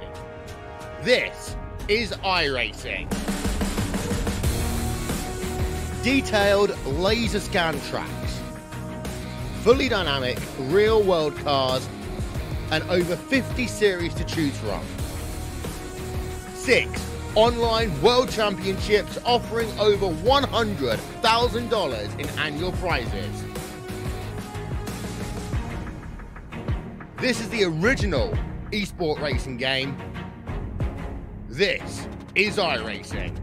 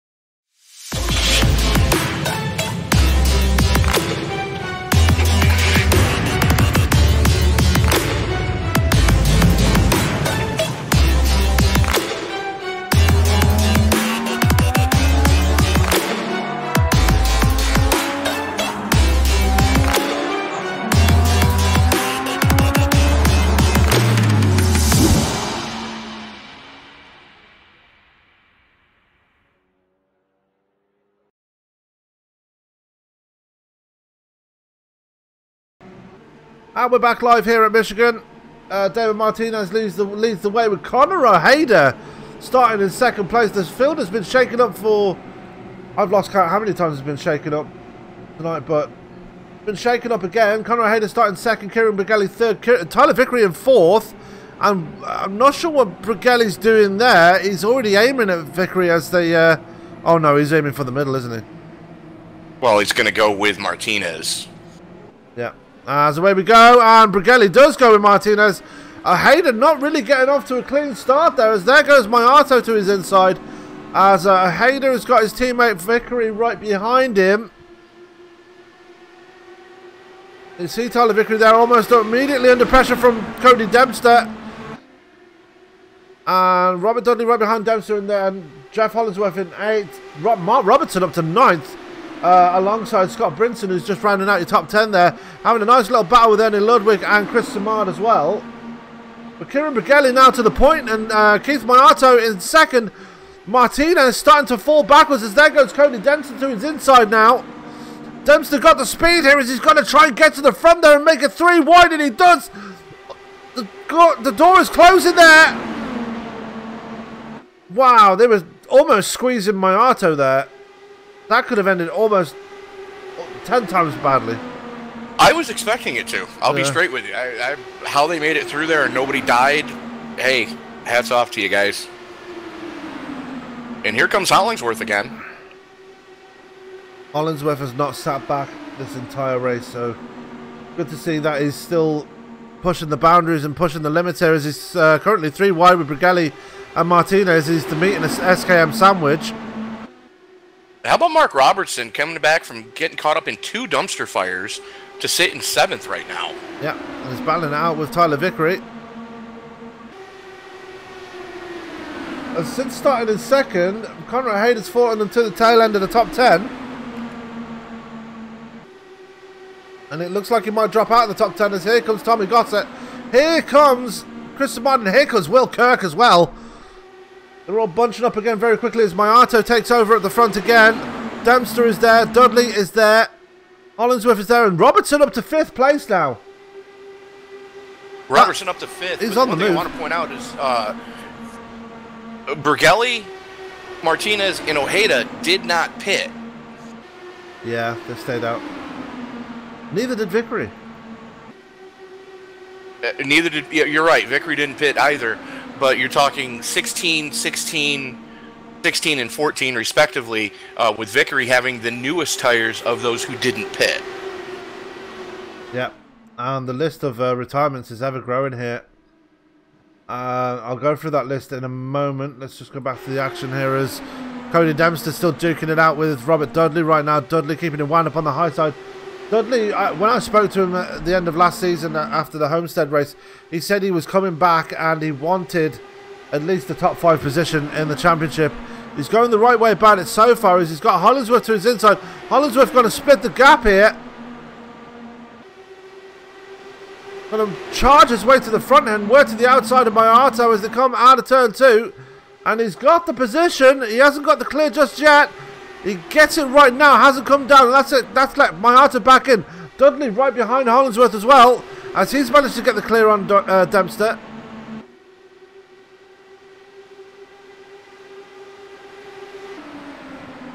And Dempster's going to try to make it 4 wide. Yeah, it's almost there.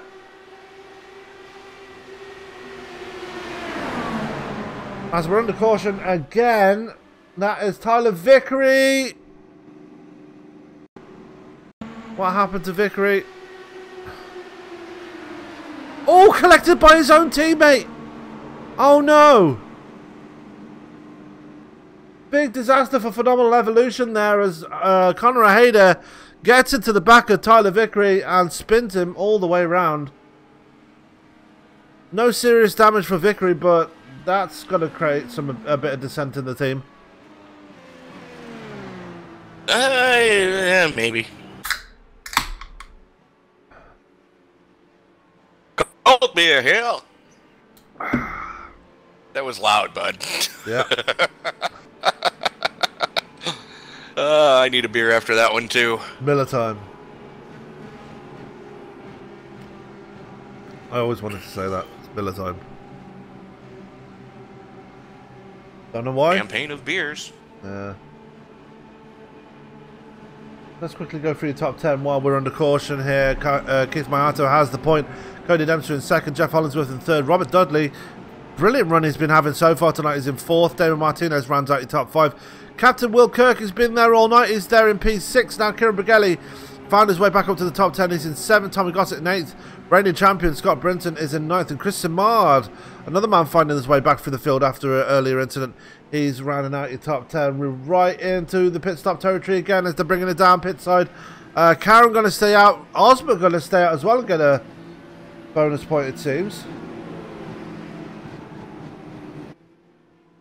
So... yeah, Osmer going to get the bonus point on that one. So he's going to bring it out. Not that it's really going to matter.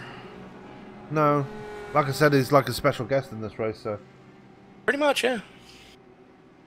As Mayato going to win the race off pit road. Looks like Cody Dempster going to come off second. Robert Dudley off third. Martinez off fourth. Hollingsworth, Kirk, Brigelli, Gossett, Brinson, Robertson, Samard, Ojeda, Sivka, and the rest of the drivers follow him off pit road there. But biggest winner out of that pit stop again was Cody Dempster. He seems to be really getting these pit stops nailed down right now. Pretty much, he's hit his spot, his marks in his stall just about every stop. But take a look at the cone-to-cone times. Top of the session goes to Robert Dudley, 32 flat cone-to-cone. Yeah. So, according to ATVO, stop of the night going to Jeff Hollingsworth with the 3/10 of a second stop. of course. Yeah. As I said, thanks ATVO. Paul Crumrow with a 7.6 seconds in his stall, so good to see him having a decent pit stop. It looks like Kevin O'Brien is really struggling tonight. He's not pitted yet, but he's down there in P20, and there's only 23 cars left on the 22 cars left on the track. Tim Weinkoff has not returned yet. He hasn't. I don't know if he is. No. He's already 12 laps down, so the list of retirements are as follows. Tim Weinkoff out, Mike Grandy out, Joe Morganti out, Chris Walker is out of the race, Paul Jourdain is out, Bob Lacavara out of the race as well, Rick Hondorfin is out, Dylan Moskowitz out, Bob Riley out, and Dylan Vose is out of tonight's race as well. So, huge list of retirements here tonight, Tony, and with just under 60 laps left to go, I'm going to assume that it's going to get even bigger than that before this race is said and done. Well, it's kind of to be expected. It's early in the season. A lot of people, coming in with high hopes and then just getting caught up in other people's dumpster fires or stepping on their own junk. Realizing, yeah, this open wheel stuff is they make it look every Wednesday night here in Top Fuel Racing. Because let's face it, to be able to compete with the likes of Keith Mayato, Damon Martinez, Captain Will Kirk, Karen Brigelli, Scotty Brinson, Sage Karam, Chris Simard, these guys on a weekly basis, these guys make it look easy. Yeah. So, somebody coming in from, on the outside looking in, these guys make it look too easy at times. Yeah. And in a way, it's a shame to see Tim Weinkoff out of the race. He was making a very steady run through the field, and he would have been a contender for ESBN Driver of the Night, but he did not, unfortunately, get to the result he wants. He's down there in P23 and currently out of this race. Probably not going to speak to him now because he's probably going to be a bit pissed off and the lights are off in the pace car anyway. Right. But his other teammates, Cody Dempster and Tommy Gossett, they're still sitting strong there in the top 10. Dempster actually starting in second place. Gossett starting in P8. So Tommy Gossett falling back a few spots there through the pit stops and things. So, but he's still there in the top 10, as I've already mentioned. Scott Brinson having a bit of a struggle here. He's on the tail end of the top 10. just ahead of Conor Hayder, who was the man that brought out the most recent caution. But how about Tyler Vickery able to scramble and get that vehicle fixed and back out on track, restarting 19th, but still on the lead lap. Yeah, the weird thing is he only had wing damage as well, which was even better. So, so it saved him a fast repair. As Tony, it's your turn to get us going. So the Canadian crippled Keith Mayato has the button as the field working its way through the 3-4 complex one more time. Pace car getting ready to duck on off. Makes the first move, and pace car is in. Mayato rolls into it. And we've seen this time and time again tonight. When you get that type of a jump, you're a sitting duck on the back straightaway. And here comes Dempster, and he's bringing Martinez with him. Yeah, Martinez with trouble early on, back into the top 3, and Robert Dudley right on Martinez's rear wing. Yeah, and Will Kirk is right there as well. Here comes Cody Dempster to the outside of Keith Mayato. 3 wide for a second there as that Martinez tried the same thing on Dempster. Kind of like an accordion effect as Dudley trying to find Dempster through. He's going to try and make a hole for the middle. He does make a hole for the middle. Martinez trying the same thing as well. They're 4 wide. They were 4 wide for a second there. Almost ended in disaster there as Dudley and Martinez tried to do exactly the same thing going through 1 and 2. Luckily, heads-up driving from Jeff Hollingsworth. He saw it coming and was able to back out of it. Yeah. Martinez had to back out as well, otherwise that would have ended in everyone's race being ended there. True story. Dudley with the nose out front as they come to the stripe. Yeah, and here comes Tommy Gossett. What a run he's got. He's getting very used to getting these runs. He got that huge one earlier. He's just got another one now and moved his way to the point. He's brought his teammate Cody Dempster with him. And now Sims to Sirius are leading 1 and 2, and Robert Dudley has got 3rd place, and they've got the clear by about a car length over Keith Mayato now. Mayato's struggling right now, and I don't know why. Just doing whatever he can to try to hang on. Not the race he was hoping for, but you take a look, he's got some help. He's got Jeff Hollingsworth right behind him. Those two have worked well together in the past. Is Will Kirk making a move on the high side up into 4th. And Dudley still slugging it away on that high side as well, as they're 3 wide going into turn number 3. Yeah, and that's how you know Keith Mayato's struggling, when he lets a person pass him on the outside like that. But now they are almost 4 wide as they come towards the line. Give that lap to Tommy Gossett, but it's very close as we are 109 laps in. We're getting close to 50 to go here, Tony. At this point, it's anybody's race, and any one of these guys, throw a blanket over your top 10 right now. Very much so, as Captain Will Kirk right now looking for a hole, as he's thinking about the middle as they go into 3, thinks better of it, ducks in behind Robert Dudley, going to get the slipstream and throw the block on Dempster as well.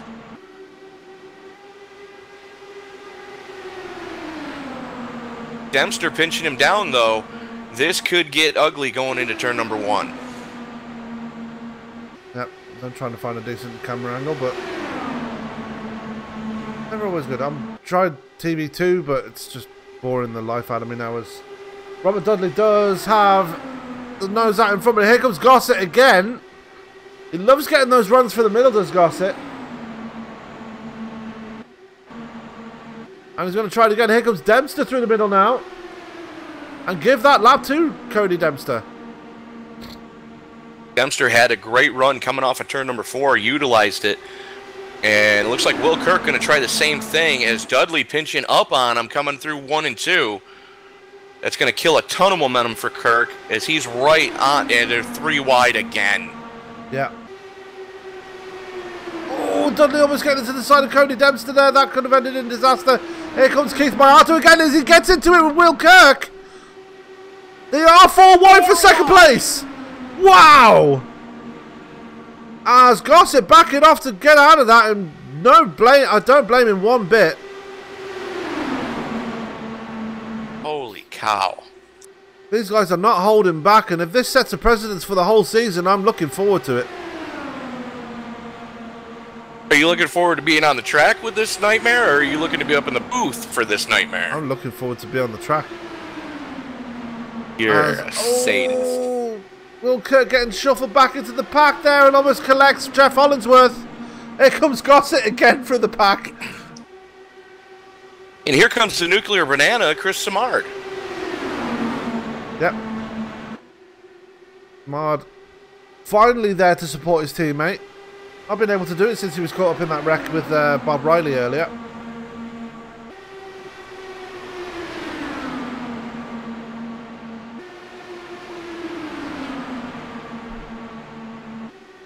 We're just inside 50 laps to go, and you would think that it was 4 to go with the way these guys are running right now. I'll say, if they're racing like this with just under 50 to go, what's it going to be like when they're 5 to go?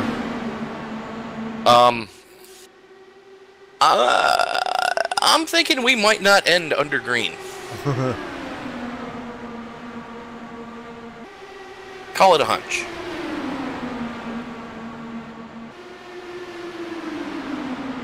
Call it what you want, it's probably the truth. As Gossett moves his way back up to second place, it didn't take him long to get back up there, did it? He's already got a challenge for the lead from his teammate. And he takes it away. Tommy Gossett fell back to P9 and then within 5 laps found his way back in the lead again. That's impressive driving there by the man in the 45. Very much so. But hats off to the setup committee on this one. The setup that these guys were given today, just perfect for the conditions that we've got. As the temperature is still dropping right now, down to 92 degrees track temperature. Yep. As the shadows starting to fall in on the front stretch. As Mayata got a challenge for the lead as well now. Robert Dudley got a challenge for it as well. Here comes Dempster through the middle again. Oh, that's a smaller gap to get through, but he almost makes it, gets into the side of Robert Dudley slightly.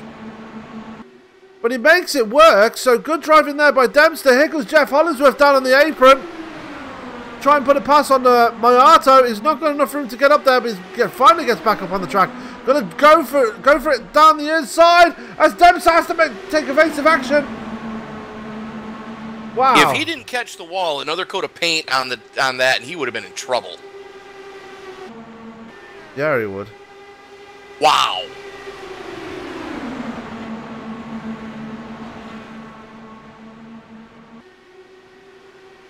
And they're catching lap traffic as well, Tony. Oh, great. What could possibly go wrong?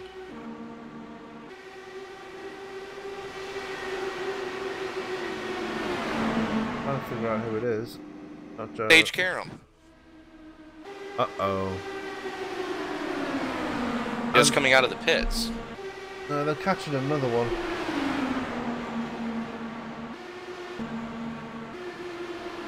Not Crumb, right? This is on track.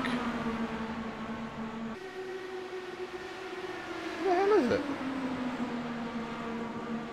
They're coming up on somebody anyway. Tommy Gossett has the point now.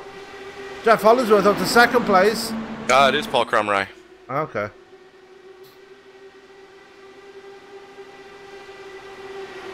No, it's not. Who is that? No one knows.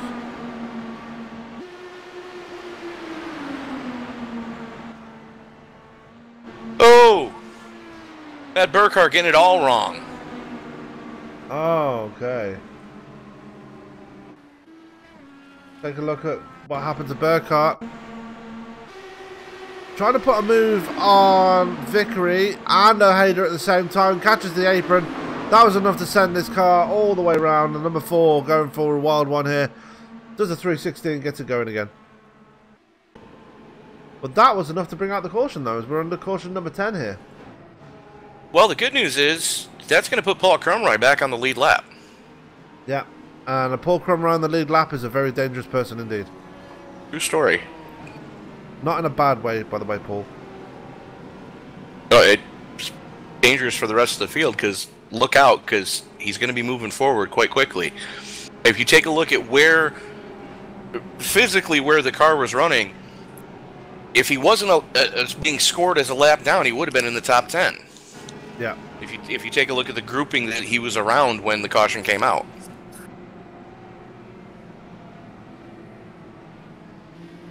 As like Ronnie Osmer staying out, Connor Ojeda staying out, Tyler Vickery staying out. A very, very bold strategy for Phenomenal Evolution here tonight.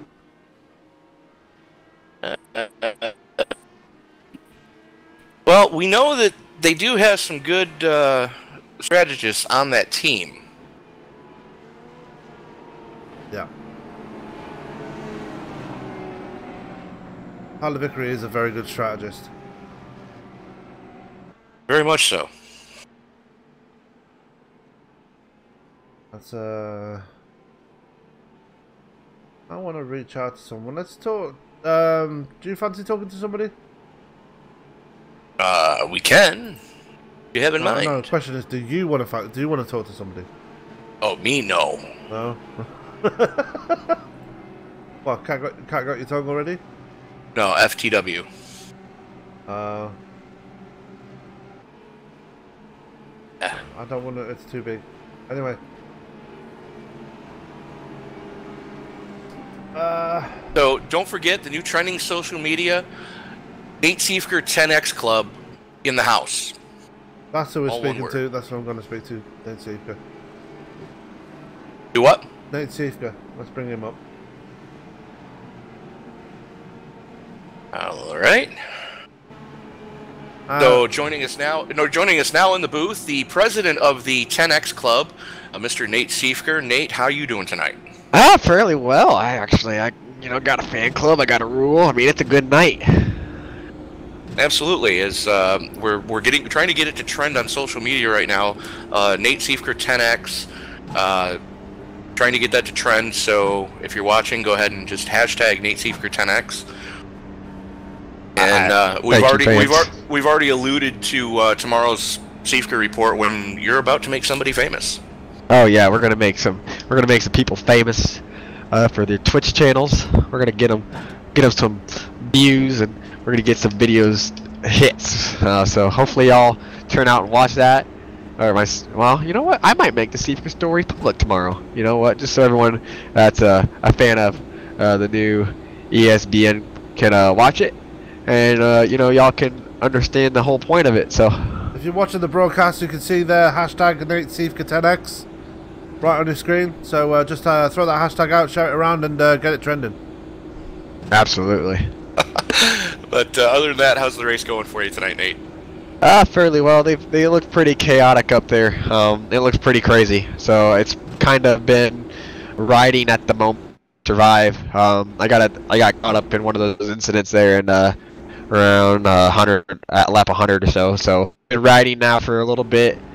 Gonna start moving up though here sooner or later because it's starting to go time. But trying to get a strong points tonight. That's the main goal. I haven't led a lap yet, so gotta prefer to get a top 5. If you're getting the 5, that's gonna be a win from where I'm at right now. So it's just a matter of working my way forward from here on out and seeing if I can slice the traffic as possible.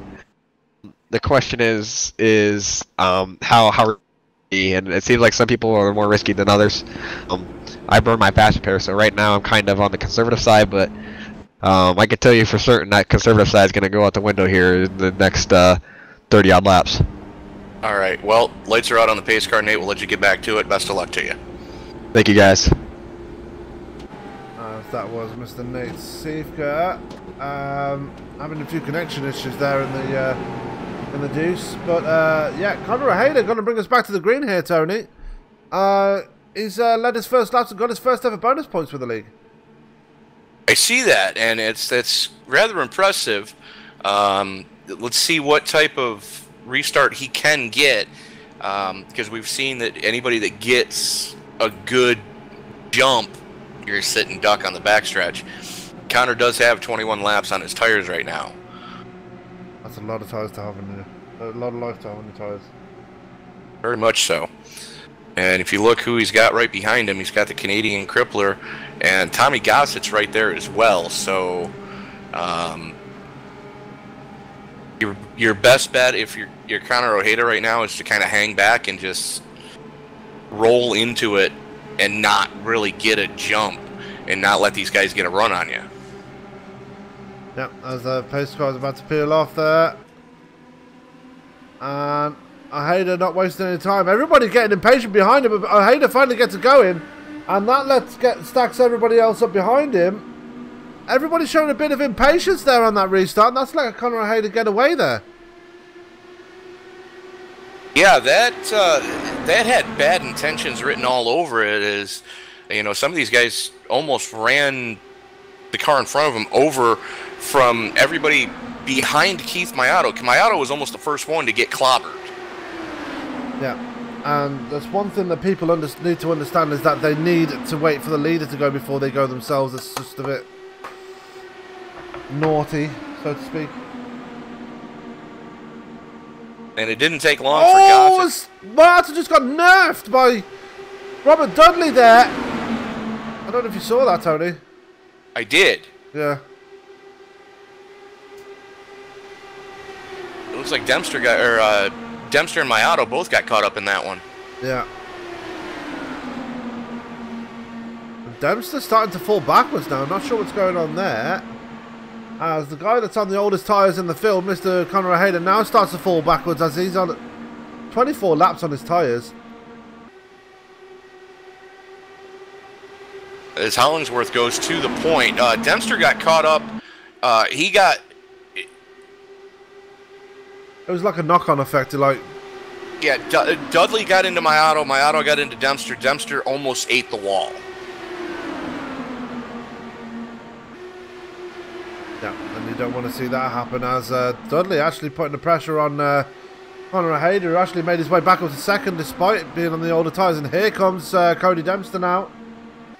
Dempster not wasting any time. Through the middle. Yeah.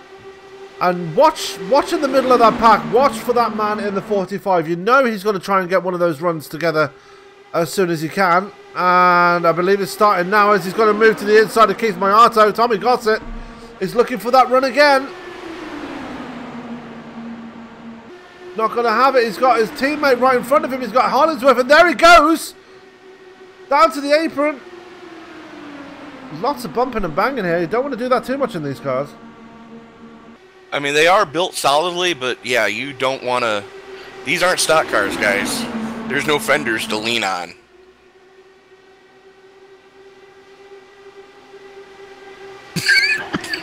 As Will Kerr challenging for the lead here. Gets the clear as he's going to bring Robert Dudley with him. And Jeff Hollingsworth going to follow him through as well. Or is he? No, not got enough momentum. Cody Dempster's going to hold on to third place for now. Here comes Tommy Gossett to the inside of Kieran Brigelli. Brigelli up into the top 10 as well now. And Scott Brinson making his way back through the field. He's up into the top 10. He's up into 7th now. So good return there for the reigning champion, Tony.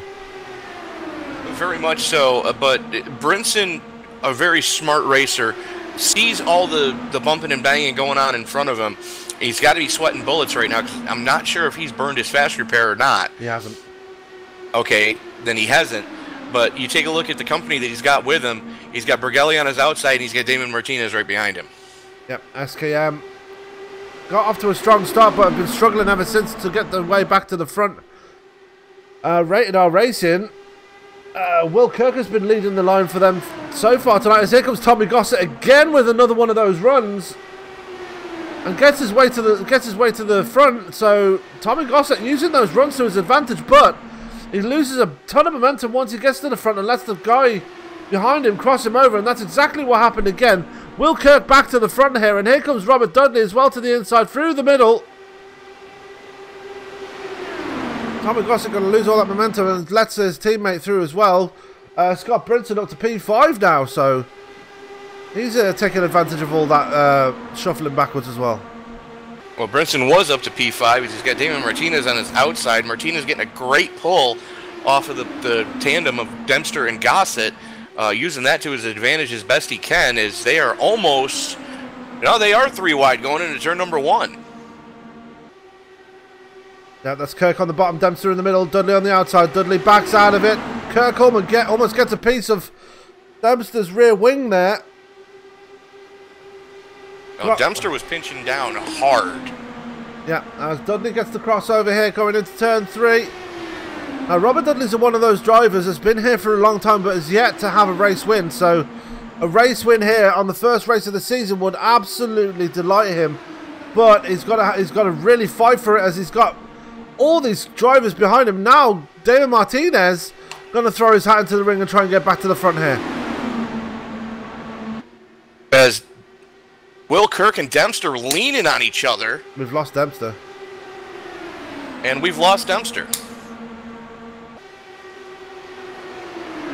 Uh-oh. Oh, heartbreak for Dempster. If he's dropping, then that's going to be heartbreak for him, as we are less than 30 laps to go here.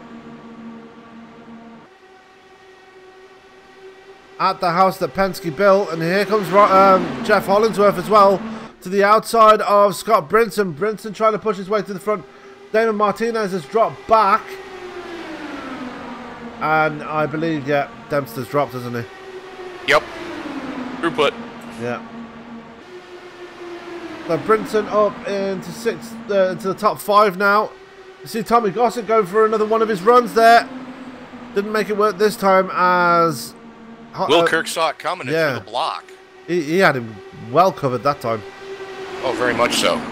And one man making his way for the field, and we said he was going to be doing it.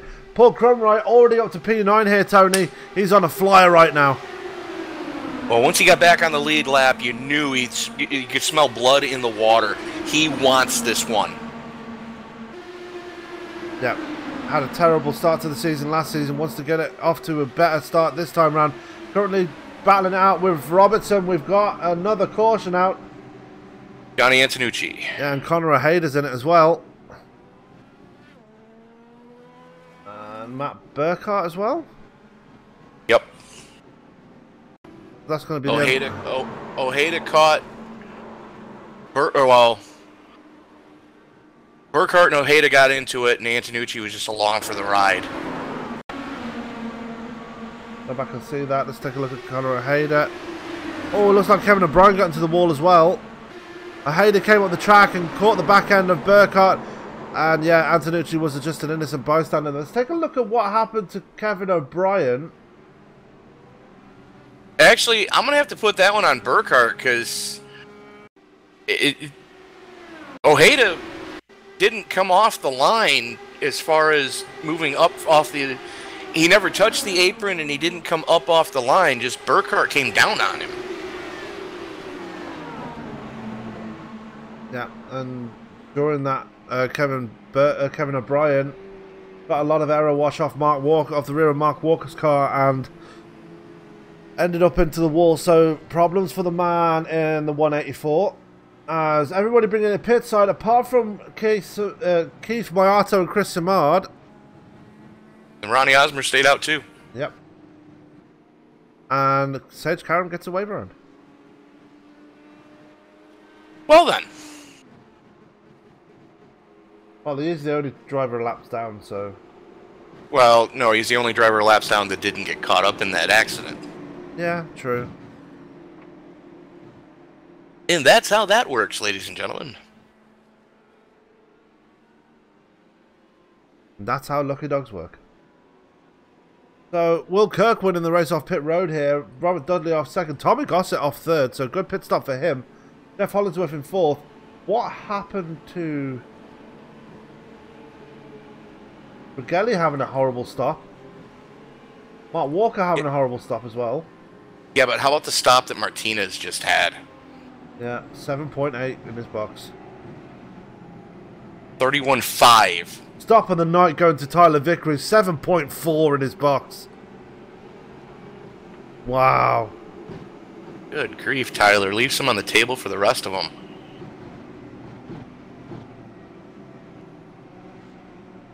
Kid's not wasting any time, is he? No. And like we talked about, you know, in the pre-race, Tyler Vickery looking to put the entirety of Phenomenal Evolution on his shoulders and carry the load this year, showing just he can hit his marks. And It's an awesome strategist. Yeah. And he's got a new teammate in Conor Hayder. He knows him from other series as well that he's raced in. So he's got somebody familiar that's part of the team now and knows how to circumnavigate this track. But problem is, Hayder's been in an incident there. He has burned his fast repair now and he's back out on track. Still on the lead lap in P17. Antonucci's burned his fast repair. He's back out on track as well. Unfortunately for Matt Burkhart, his night is done. So unfortunate for the man in the 4. Yeah, unfortunate that Matt makes his return and then that happens. Kevin O'Brien pit farming right now. He burned his fast repair earlier. Back out on track, but definitely going to need to get some repairs done on the 184.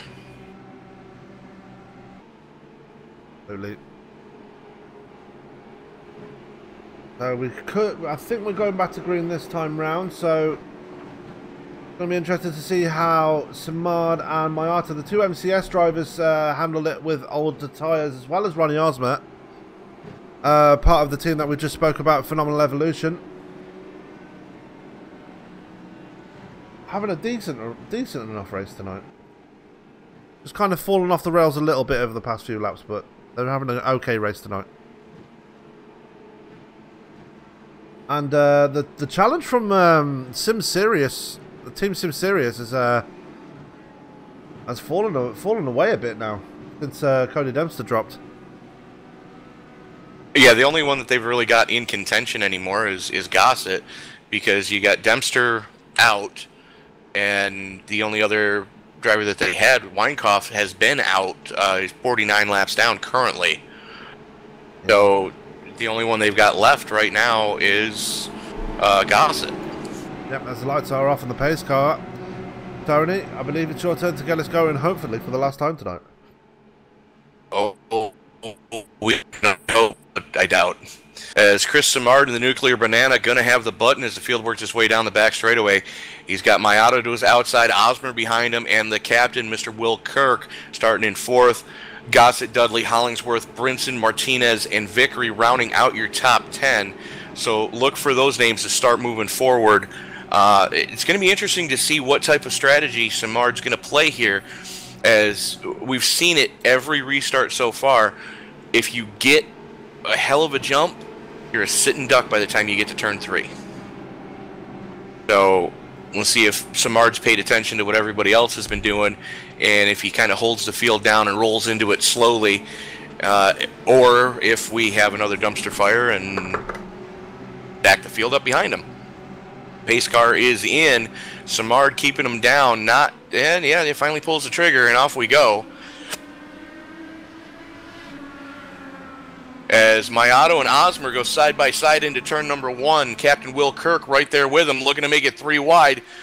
Going to drop in behind Osmer, almost touching with another coat of paint. Those two would have been in trouble, as Kirk and Mayata almost getting into it. Kirk with a heck of a head of steam as they get to turn 3, but no hole. Osmer to the outside of your leader, Chris Simard. Mayata trying to make a hole on the 3rd lane. And here comes Gossett as well. Unfortunately, no hole for that run that he's been getting all night. Osmer with a nose out front as they work their way through the 1-2 complex. Osmer and Simard. Osmer with a nose out front. Simard starting to fall back as here comes Mayata. And here comes Gossett 3 wide for 2nd. Yeah, Tommy Gossett trying to go for another one of his runs. We are 20 laps to go. Here it's big crash there for Mayata. Huge crash. Thank God this is a simulator. Gets a lot of aero wash off the side of Will Kirk's car and just absolutely pounds the outside safer barrier. That was a terrifying one, Tony. I don't think that was aero wash. Netcode? I'm about to find out. Yeah, that wasn't aero at all. There was contact.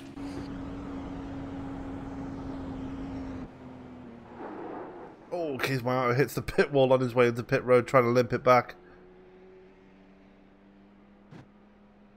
Yeah, that was a scary one, though.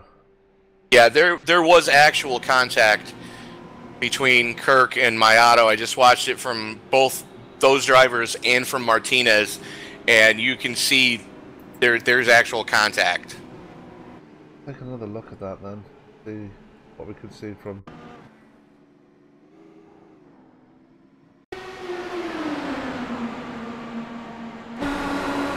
Oh yeah, you see it right there. If you watch it from the nose of Martinez's car, it's impressive. Ooh. Look at the nose of Martinez. There is.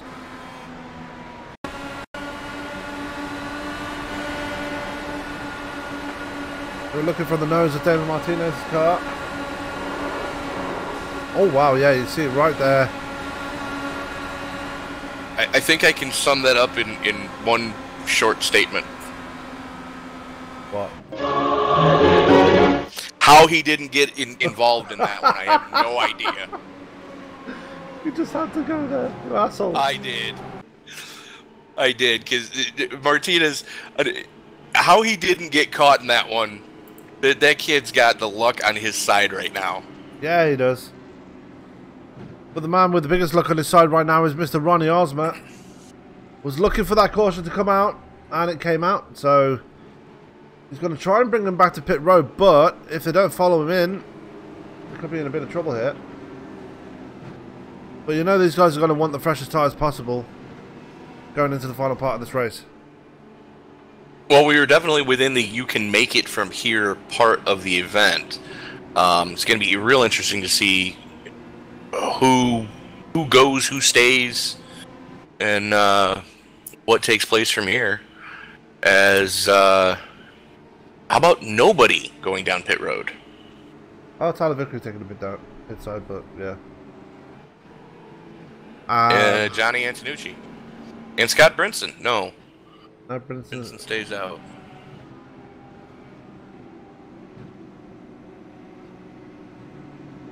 Conor Hayder there in P14, just behind Mark Walker. Mark Walker's had a very quiet race tonight. He was caught up in an incident earlier in the race, but other than that, not really spoke much about the man in the 00. Sorry. Yeah, he had a rough one coming out of turn 4 earlier. Was able to stay on the lead lap, so good on you there, Mark.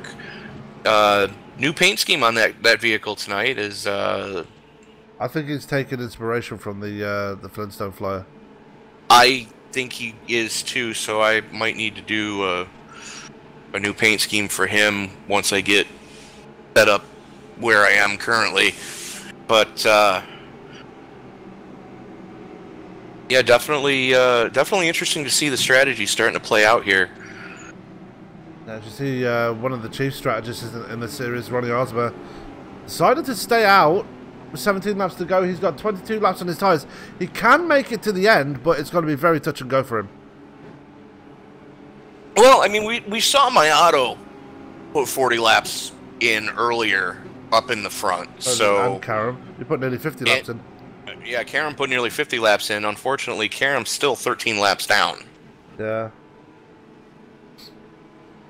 Picking up the positions that people are left behind, though. So he's going to be up in the top 20 in a few laps' time, as he's only 2 laps behind Dempster and 4 laps behind Burkhardt. So, and we've lost Ernie Ludwig somewhere, because he's no longer in the race. 4 laps ago. Yeah. Manually disconnected. Was he involved in the wreck between? No, he can't have been. No, he wasn't. Huh. Too many cautions, decided to call it a day, maybe. I don't know. Probably. As the lights are off for the pace car, they're just coming out of turn 2 now. Your turn. Yeah, I know, it's my turn, that's why I started talking. Ronnie Osborne going to have control of the field, but Tommy Gossett on those fresher tyres going to be looking to make his way to the front and give a debut win to the newest team on the block. Sims to Sirius Team Sims to Serious. I need to learn how to say that team name. Sims 2 Serious, there we go. Tim Weinkoff and Cody Dempster are still in TeamSpeak, so I'm guessing they're going to be giving Gossett some coaching or some support. Probably. Well, let's see if Ronnie Osmer has learned anything from what everybody else has been doing, and what type of restart we're going to see. As the pace car is off, we're getting ready to get him going again. As Osmer holding him down, and away we go. Finally, Weinkoff was caught off guard with that one. That's like Chris Samard in on the inside there. Samard on older tyres himself. Here comes Will Kirk as well, blocking off Damon Martinez. No love lost between Kirk and Martinez from past races.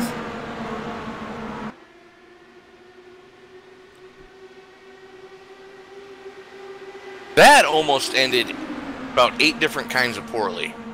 Yeah, it did. As Brinson just latching onto the back of that pack. Here comes Robert Dudley again. Nate Siefka is up there again. Paul Crumroy is up there again.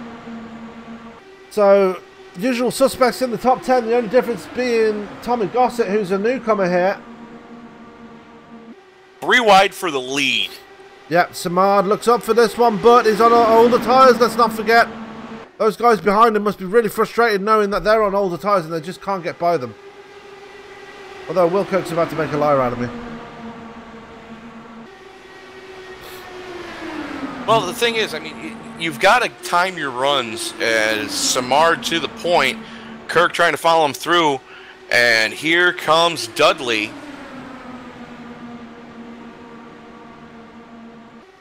And here comes Gossett as well. Gossett moving his way past Ronnie Osmer. Osmer feeling those tyres now. He's starting to fall backwards. Oh! Kirk and Samard getting into each other. And Kirk has got wing damage now. That's going to hurt him. Not the incident he was hoping for, but that's what happens when you pinch down like that. You've got to hope that the guy to your inside can really hold that line. And unfortunately for Will Kirk, he came out on the losing end of that exchange as Ronnie Osmer back to the point, and Osmer into the grass. Yeah, everybody taking avoiding action as Osmer's trying to save it still. I'm trying to catch him.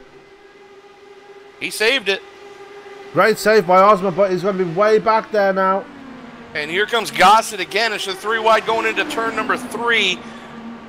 Martinez backs out of it and ducks in behind him. Here comes Kirk one more time. Yep, and here comes Brinson as well. Brinson's starting to make his way forward. Samard now starting to fill the tyres as well as he's got Hollinsworth. I can talk, I really can. I keep saying this to people, I can talk. Hollinsworth is right behind him. Hollinsworth can't find a way by him. As it looks like Steve could go try a very... Oh, big crash! Crumley. What happened there?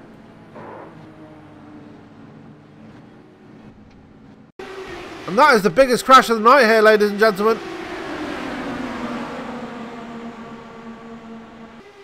Oh, Brigelli just nerfed him. Let's take a look at that from the far chase view. Yeah, Brigelli just drove right up into him. Yeah. Brigelli put the move on Vickery. Quite clear. He just drove right up into him, and Vickery went for a spin as well. And thankfully, Vickery did not hit a thing. But Crumroy, unfortunately, his night is done, and Brigelli's night is done as well. I wonder if that was a revenge hit. I don't know. I could be wrong.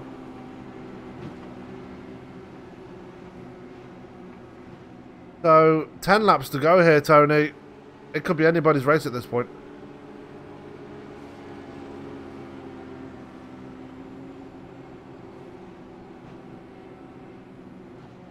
So, while they're under caution once again, we're going to take our final commercial break here tonight. Make sure you don't go anywhere, as it's only going to get even more exciting from here, and we're going to see a very exciting finish. I'll be back in a couple of minutes. And he hits him again now. Rayon Fowler into the outside wall. Gonna pass nearly 3 cars down that front straightaway, and he's gonna get them all done with. What amazing! Race lead to the inside goes Logan Cloudman is gonna touch in. Pit press. What a save! Look to the outside as Cronkite goes off. De Jong into second place. Going for the switchback. Oh, pinpoint driving. It's howling down to the inside. Trying, there's contact though. As wide left of the racetrack, Chris Venner drives it back down underneath, and he takes that second spot right back. Joker goes to Garrett Lowe. Garrett Lowe should take victory with all that contact. He's going to try and make the move around the upset the parabolica. That's not going to work, but he's going to try and get the cutback here. Get the run out the parabolica. That's beautifully done there. Michael Schubert, there's a little bit of door banging as well.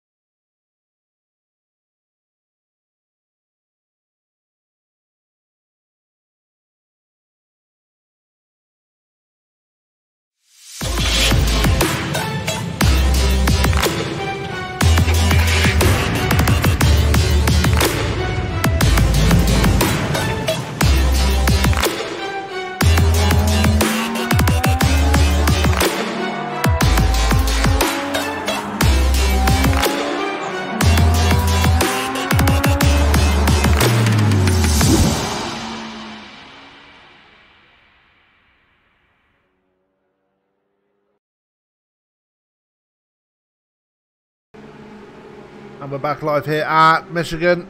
7 laps remaining. We're going to be going back to green with 6 to go. And Tony, yes, you do get the final restart this time. Next caution ends it as Damon Martinez going to have the button. The field working its way through into the 3-4 complex.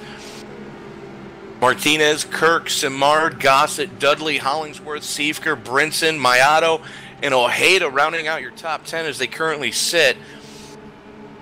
What has Damon Martinez learned all night long? We are about to find out. As the field stacked right up tight, Martinez rolls into it.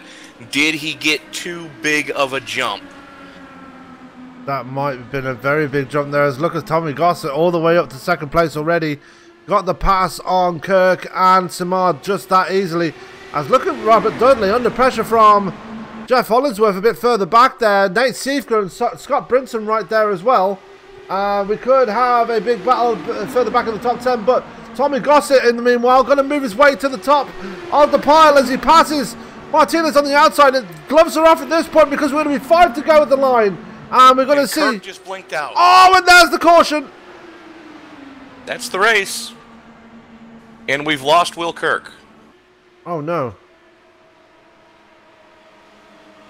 Hell? That might not be the race. We might have a one-lap shootout. I'm still trying to figure out what happened with Will Kirk, though. Let me find out. They went into turn 3 and he alt-F forward.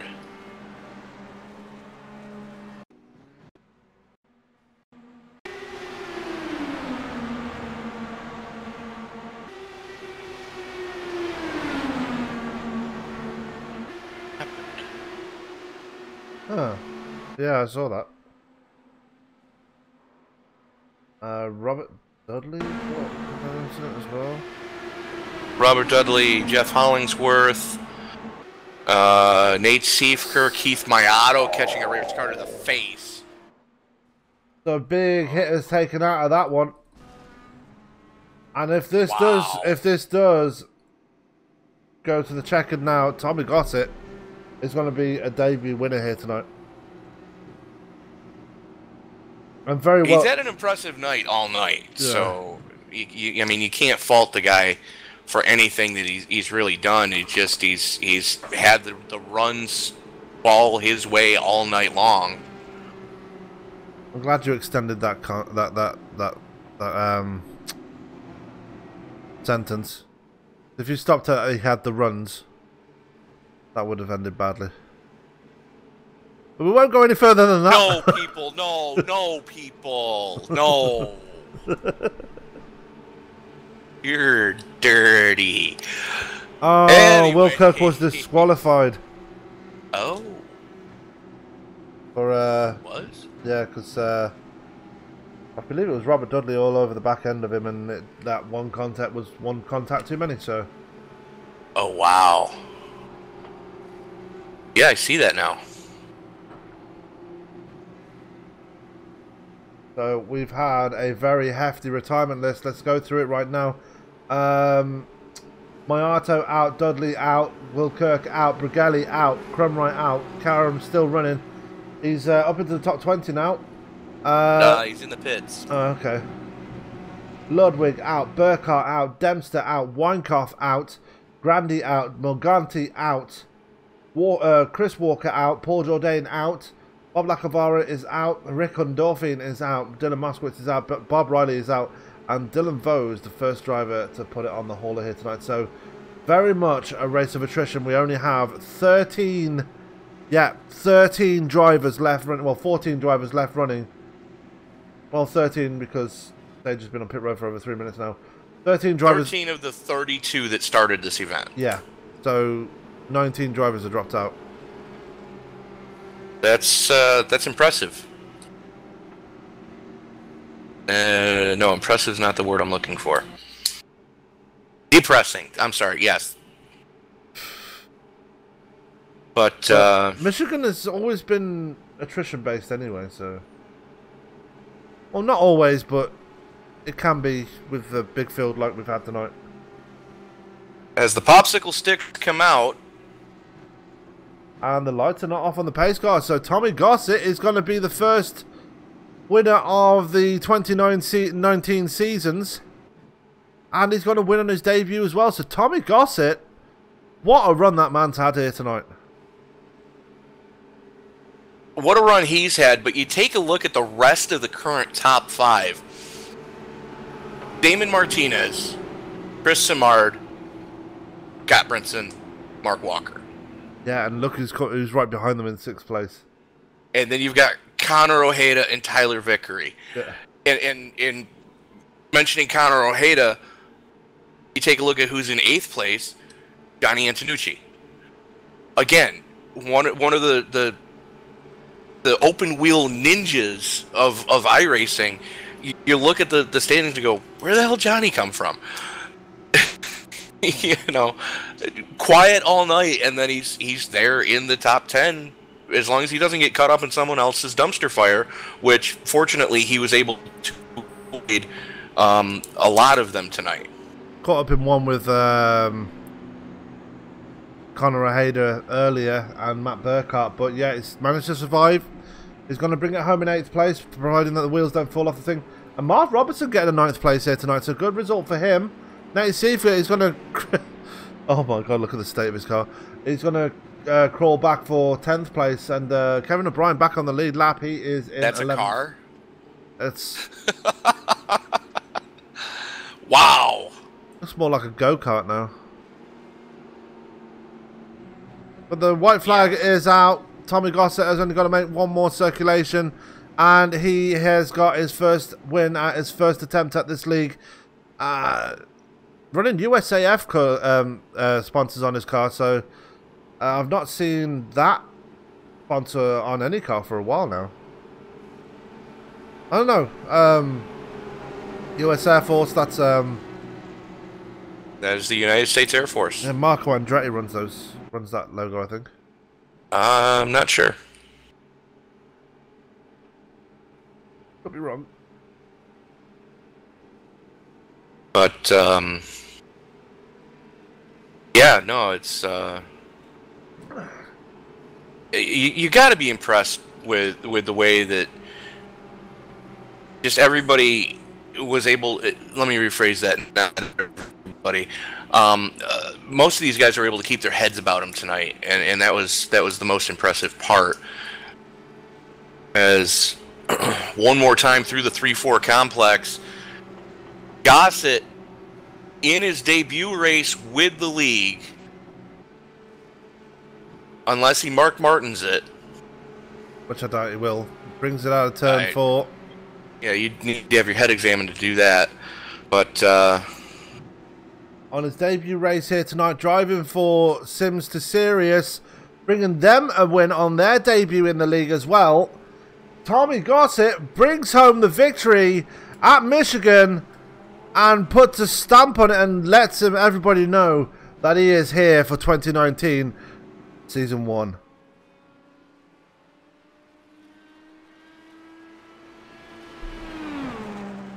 And Sam, I believe you've got the debutante winner with you right now. I do. Tommy, impressive debut for you tonight. Just give us your thoughts on that race, and you were having some incredible runs out there tonight. Yeah, that was crazy. That's the most fun I've ever had on this sim. That's my 3rd race back after being having to be away for 5 months, and just trying to learn the car, learn the track, and do everything was ridiculous, man. It was crazy. The runs I was getting was absolutely ridiculous off the corners. Yeah, you were getting hell of a slingshot out of turn 4 and making that run work to your perfection, getting yourself to the front.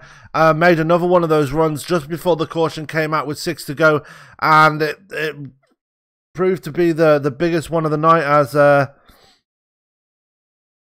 as it brought you the victory. Just what does this mean to you, especially with the new team coming into the league as well? What does that do? What does that do to you? Do to you with the confidence, especially going into Gateway next week? It means a lot for the confidence, not only for me but for the team. Obviously, we have a great car underneath of us, and just does a lot for the team to get us the first win in our first race in the series. Absolutely, and I'm guessing you guys are going to be running the full season with us, right? I am, and Cody is. Tim is going to try to make the full season, but he may be only partial. Okay, cool. But well, with that being said, looking ahead to next week, we go to the 1 mile demon known as Gateway. Just give us your thoughts on that and what you reckon you got for these guys around there.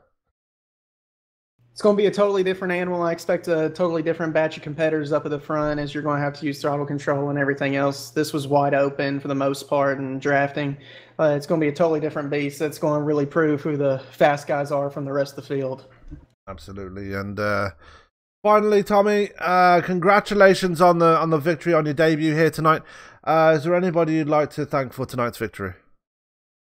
Yes, sir. First off, I want to thank God for being able to put me back in this position to be able to do these races. I want to thank my friend Victor Vallee at V2 Design. If you have any iRacing paint needs or any graphic design, go to him. I want to thank Main and Tail, Boss Hoss, Cowboy Magic, NASCAR Banner, Dirtbag Clothing, and Max Speed TV for this win. And I appreciate y'all for everything you do.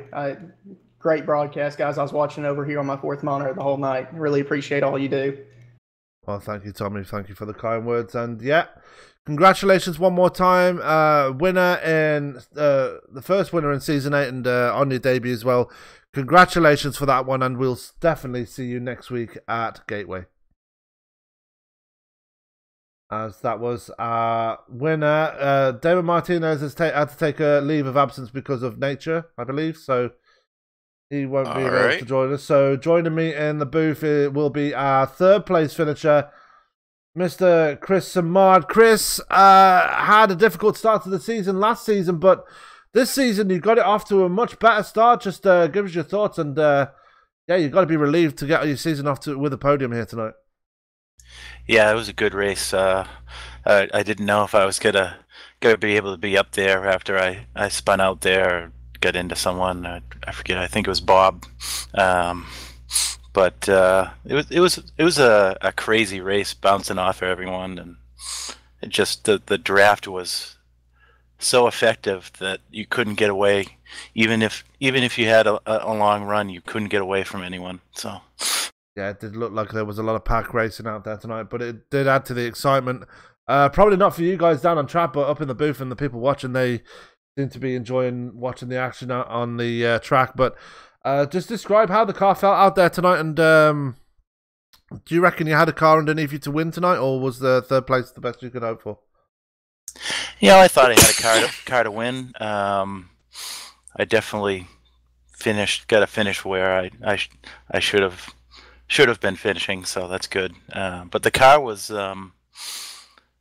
fast. Just when you get behind someone, or if you're like 15th or 16th in the pack, it's just you can't turn. There's too much of a aero push, but it didn't really get loose at all. So that was good. Usually at the end of a run with low fuel, you get a little bit loose, but it wasn't loose at all, which was good. So just the draft had so much of an effect that it was fun. I enjoyed it. Yeah, and how's your teammate feeling? You had a big hit earlier in the race after getting into it with another driver. I'm guessing he must be feeling a bit dizzy from that one.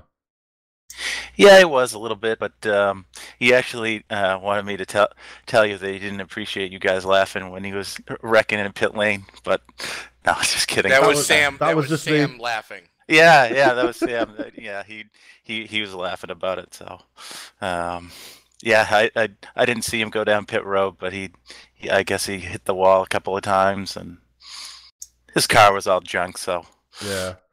Well, hopefully. I just want to say thanks for screwing me up tonight too, Chris, because it took me a little bit to realize that you weren't in the gold and blue. You were driving the nuclear banana tonight. Yeah, I was. I had so many issues with the Napa car last season that I needed a fresh start. And usually when I change paint schemes, it doesn't help out. But I'm going to give it a try. Yeah, it definitely paid off for you tonight, Chris. It definitely well-deserved podium here at Michigan.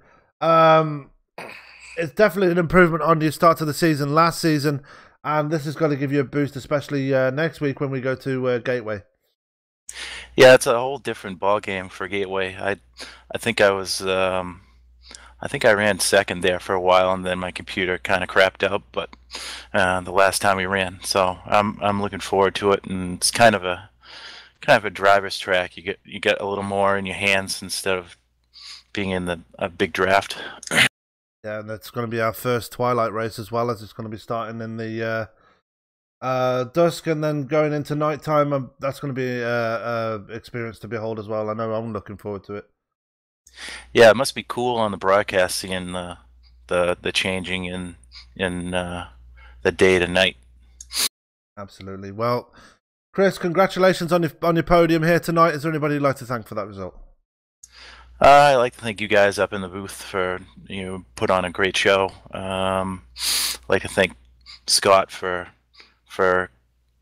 putting the lead together and putting on a great race for everyone. My wife and son and my teammate Keith. He makes me run hard, and he makes me a better driver. So thanks to him, and that's about it, I think. Okay, and tell Keith not to let David Coulthard be his spirit guide next time. I will tell him that, yes. But anyway, Chris, we'll see you next week at Gateway. Wow. All right, guys. Have a good night, man. Anyway, that was Chris Samar joining me in the booth. Now joining us. Wow. I had to go there. He did hit the pit wall. But anyway, joining Tony in the booth now is our second place finisher, Mr. Damon Martinez. Tony. Damon definitely throwing down the gauntlet tonight. That you kind of lost out last season, but you're definitely picking up the pace and starting on the pole, coming home with the runner-up finish. Probably not the finish you were hoping for, but definitely with all the trials and tribulations, with all the bumping and banging that was going on, probably a finish that you're glad to have right now. Yeah, it was a good race. Kind of, I've barely missed it. It was like 27,000th when we crossed the line and caution came out. I think, what's his name? Tommy Gossett. Yeah, Tommy Gossett. Yeah, sorry. He just had to run. I couldn't hold him off on the back straight. He cleared me, and then the caution came out, and I thought there was going to be one to go. So my hopes kind of fell apart right there. But it's better start than last season. I mean, I think I started 6th last season, but all's good now. I mean, hopefully the season stays like this. Well, next week we move on to a track that you've had some good success at the past. With Gateway. Your thoughts moving into next week's event? Hopefully I'll qualify well. It's going to be probably a battle between me and Sage, and then pit strategy if there's a lot of yellows. Probably a safe assumption. But it's going to be the first time that we've done the night transition. It's going to be starting off in dusk, and then darker as the race moves forward. Have you experienced that yet in the sim, or is it going to be a new experience for you too? Oh yeah, I've done it a bunch of times. I do a lot of the endurance races. So first week when it came out, I was in the 6-hour race at Sebring. Went from sunset to it was just dark, and it's a pretty cool experience. The track just goes from, it just starts either grippier or kind of loose, and then next thing you know, there's just grip for days. As soon as it just gets colder and colder. Fair enough, but again, you got to be happy with starting out with a good points night, and moving forward. We've seen that you've been a driver to be reckoned with once you were able to figure out the quirks of the IR18. Your outlook on the upcoming season, if you're willing to share it with us. It should be a good one. I mean, hopefully it'll be good. Ovals takes a couple laps. I usually let the field take care of itself. I mean, I could probably be more aggressive, but it worked out tonight. I dropped back after I led a couple laps, and then made my way back up towards the end once it was go time. And pretty fun race. And then road courses, and I know that I could do pretty well at just about every week. We go to a road course. As long as Sage is in front of me, I'll probably just take a second or third at the road courses if Sage doesn't mess up. Fair enough, Damon. Anybody you want to thank before we let you go tonight?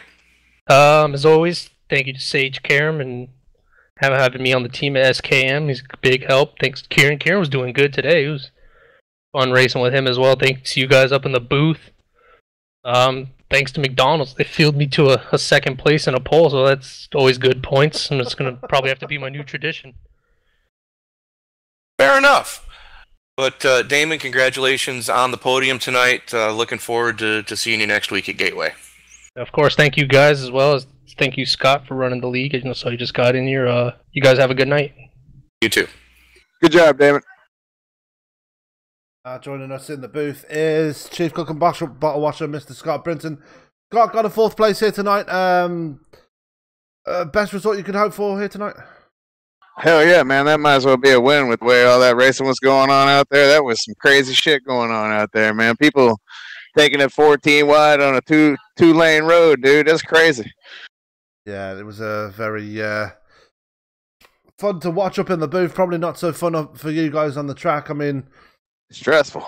Yeah, kind of glad I was in the booth tonight. But anyway, I've been dealing with the post race ever since it was over. There's definitely some heated emotions tonight and some rivalries sparking back up. Hopefully they'll calm down and chill out. But yeah, definitely some people that are upset with some of the finishes.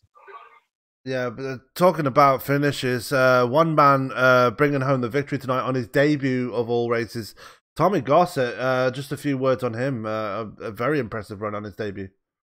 Yeah, hell of a run out there. I see. Looks like he led the most laps with 26. Was he the one?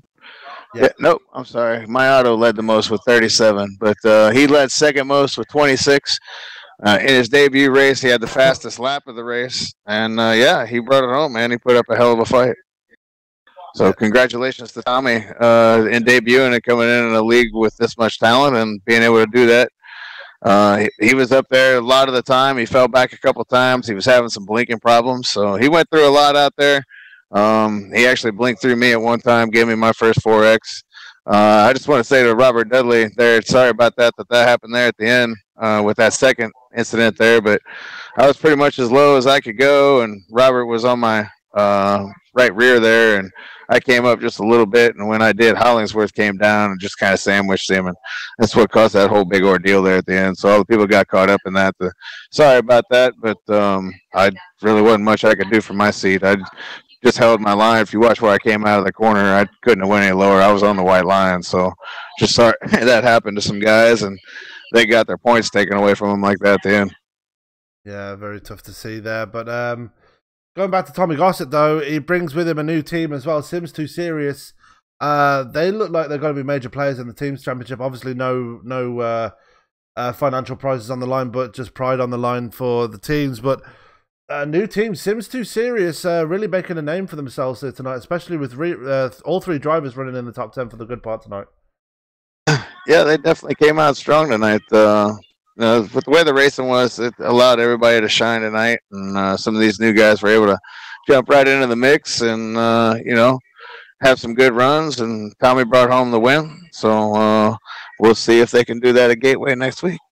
Absolutely, and with yourself, with how your race went, you had a relatively quiet one for yourself. Started a bit further back in the pack and the latter end of the top 10, and that's where you kind of stayed for the most part of the race. Didn't make you run until the later part when it was starting to come down to it.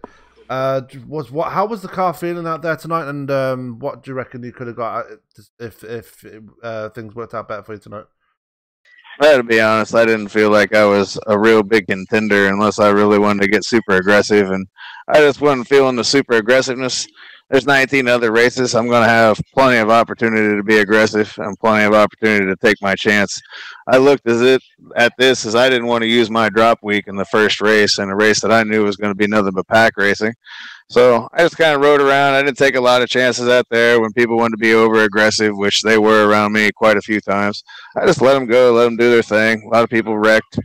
Some others had issues on pit road and some other things, and I just took advantage of whatever I could take advantage of. And like I said there at the end, it was unfortunate that crash happened, and I was just able to get through it and able to bring home fourth. So it's a win to me. Yeah, and looking ahead to next week, we do go to Gateway, the track in Missouri. It's going to be a much different type of track compared to this one next week. I know it's one you like. Give us your thoughts on that one going into next week. It's all right. It's not one of my favorites. It definitely separates the boys from the men. It's if you don't get that 1 and 2 right, man, it can really ruin your race and really cause some problems through there. So it's definitely going to be an issue. I'm definitely going to try to get the set to where it's not pack racing.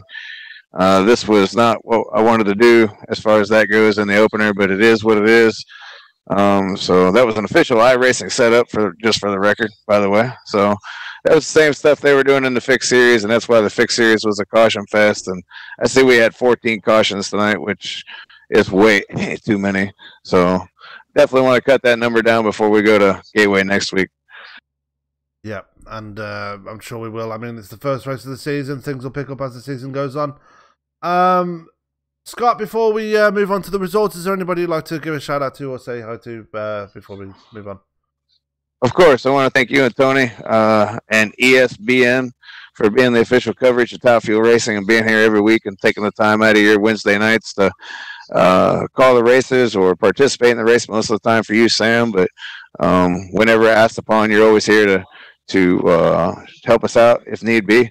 So I thank you guys for that. Sorry about my voice. I'm losing it here as we go along. But I also want to thank all the drivers that came out, all the returning drivers, all the new drivers, everybody that supports Top Fuel Racing, the sponsors, Discount Nutrition, my buddy Paul Crumry with Crumbs Custom Graphics, my buddy Michael Lawler over there at AZ Direct for now, although that will be switching as far as the sponsor company, and Jeff Hollingsworth and the Mark Walkers and all those guys that contribute money. Just want to thank everybody. I appreciate you guys supporting Top Fuel, and look forward to a long season with you guys. Absolutely, and it will be a long season. Joining us in the booth is one of those returning drivers, Mr. Bob Riley. Bob, not the return race you wanted here tonight, but definitely had a good run for the good part of it up at the front. How did you feel out there tonight, despite the early retirement? Well, it was a good race. I mean, I started 25th and got up there and mixed it up to 25 laps on old tires, needless to say, and me and Samar got together, and that pretty much ended my night. Yeah, and it did almost pay off for you. I mean, unfortunately, yeah, you got caught up in the wreck and stuff like that, and that did put an end to your race. But I'm not sure if you're running full time with us this season, but definitely got to give you a lot of confidence going towards future races in the season.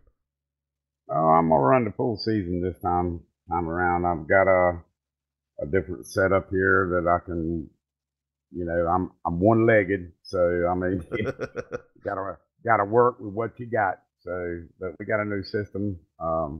Pretty confident in going back to road racing. I kind of did a little bit of practicing today at Daytona, and understand that's our first road course race, and I was putting down some pretty good lap times in the old Corvette, but we'll just have to wait and see. Yeah, it's going to be very exciting to see you back out there on track for a full season. It's very good news to see you back out there again, Bob. Again, not the race you wanted tonight, but next week we head to Gateway. Just give us your thoughts on that track and what you reckon you can do there. Well, if we get a little bit of aero and everything in the car, I think we'll, it's going to be exciting. It won't be pack racing like it was tonight. I'm looking forward to mixing it up again. We just got to watch ourselves with incident points, and that's what kind of done me in. I had 16 incident points, got DQ'd, and hopefully going forward we'll try to get back up front and race it up with my teammates and everything. I'd like to give a big shout out to all my teammates, Paul Crumry, Scott Brinson, the captain, Kevin O'Brien. Everybody works pretty good together, and I stuck around and kind of spotted for everybody. So it was a pretty good show, and I'd like to thank you guys for putting on a good broadcast. I was just checking it out a few minutes ago, and I kind of miss my old broadcasting days too. So, but yeah, y'all do a good job, and keep up the good work. Well, anytime you don't feel like you want to be on the track, you're more than welcome to join me in the booth, sir. Well, I appreciate it, Tony, and I might take you up on that if I get knocked out anymore. Well, anyway, Bob, again, commiserations on the early retirement tonight, but definitely a good showing with running up the front here tonight. And yeah, we'll definitely see you next week at Gateway. Yeah, I appreciate it. And it was real fun mixing up. I mean, it's been a while since I led any laps in this series, and Michigan's probably one of my favorite tracks here. And man, I had a fast hot rod. I just wish we could have stayed in it longer. Absolutely. Well, good luck for next week, Bob. We'll see you then. All right, guys, take care. That was a returning driver here tonight. Yeah, Bob Riley decided to run a full season here tonight. So, and said he's driving with one leg. So that's going to be interesting to see how he handles that over the season, Tony. I can speak from experience. It's not easy. No, I did it for a while when I saw my when I had that muscle tear in my leg. I can't remember what it's called now. Anyway, but anyway, that is going to do it for the first ever broadcast of ESBN, bringing you Top Fuel Racing. Let's go quickly through the results tonight as coming home with the victory in his first ever race here tonight, Tommy Gossett laying down the gauntlet for everybody else who's been here longer, and going to be interested to see how he transfers that over into Gateway. Coming home second is David Martinez, third Chris Samard, fourth Scott Brinson, and rounding out your top five is Mark Walker. ESPN driver of the night Conor O'Hader comes home in sixth place. Seventh is Tyler Vickery, eighth is Johnny Antonucci, ninth is Mark Robertson, and rounding out the top 10 with a go-kart was Nate Siefka. Tony?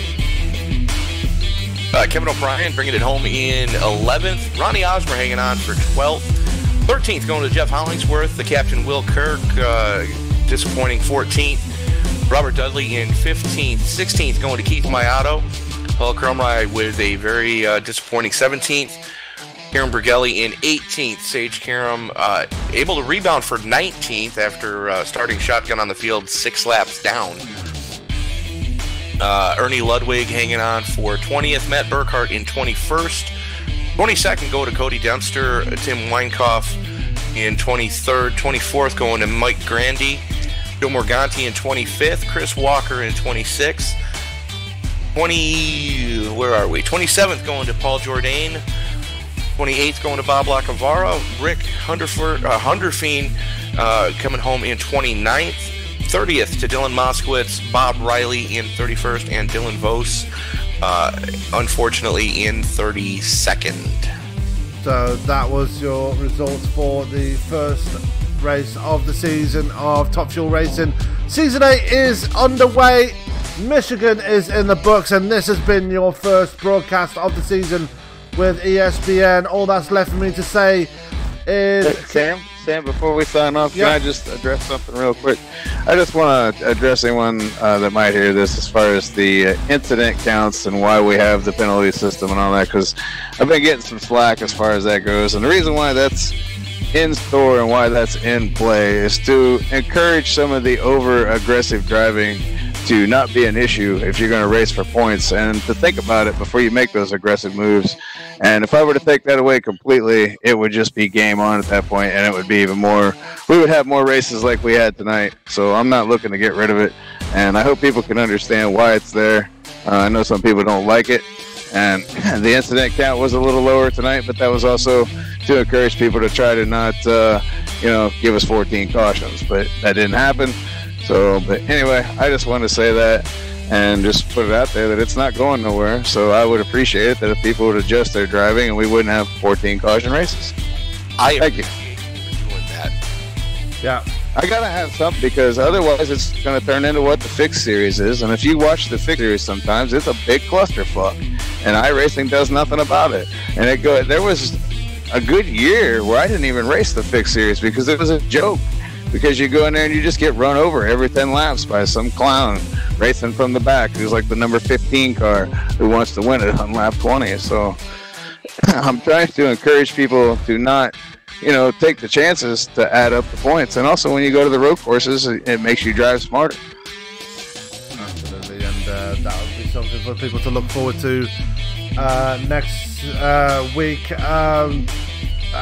Good job you came back, because that just reminded me, because this Sunday we go to Sonoma in the Beaufort Indy Classic Series, dicing it out in the desert in California.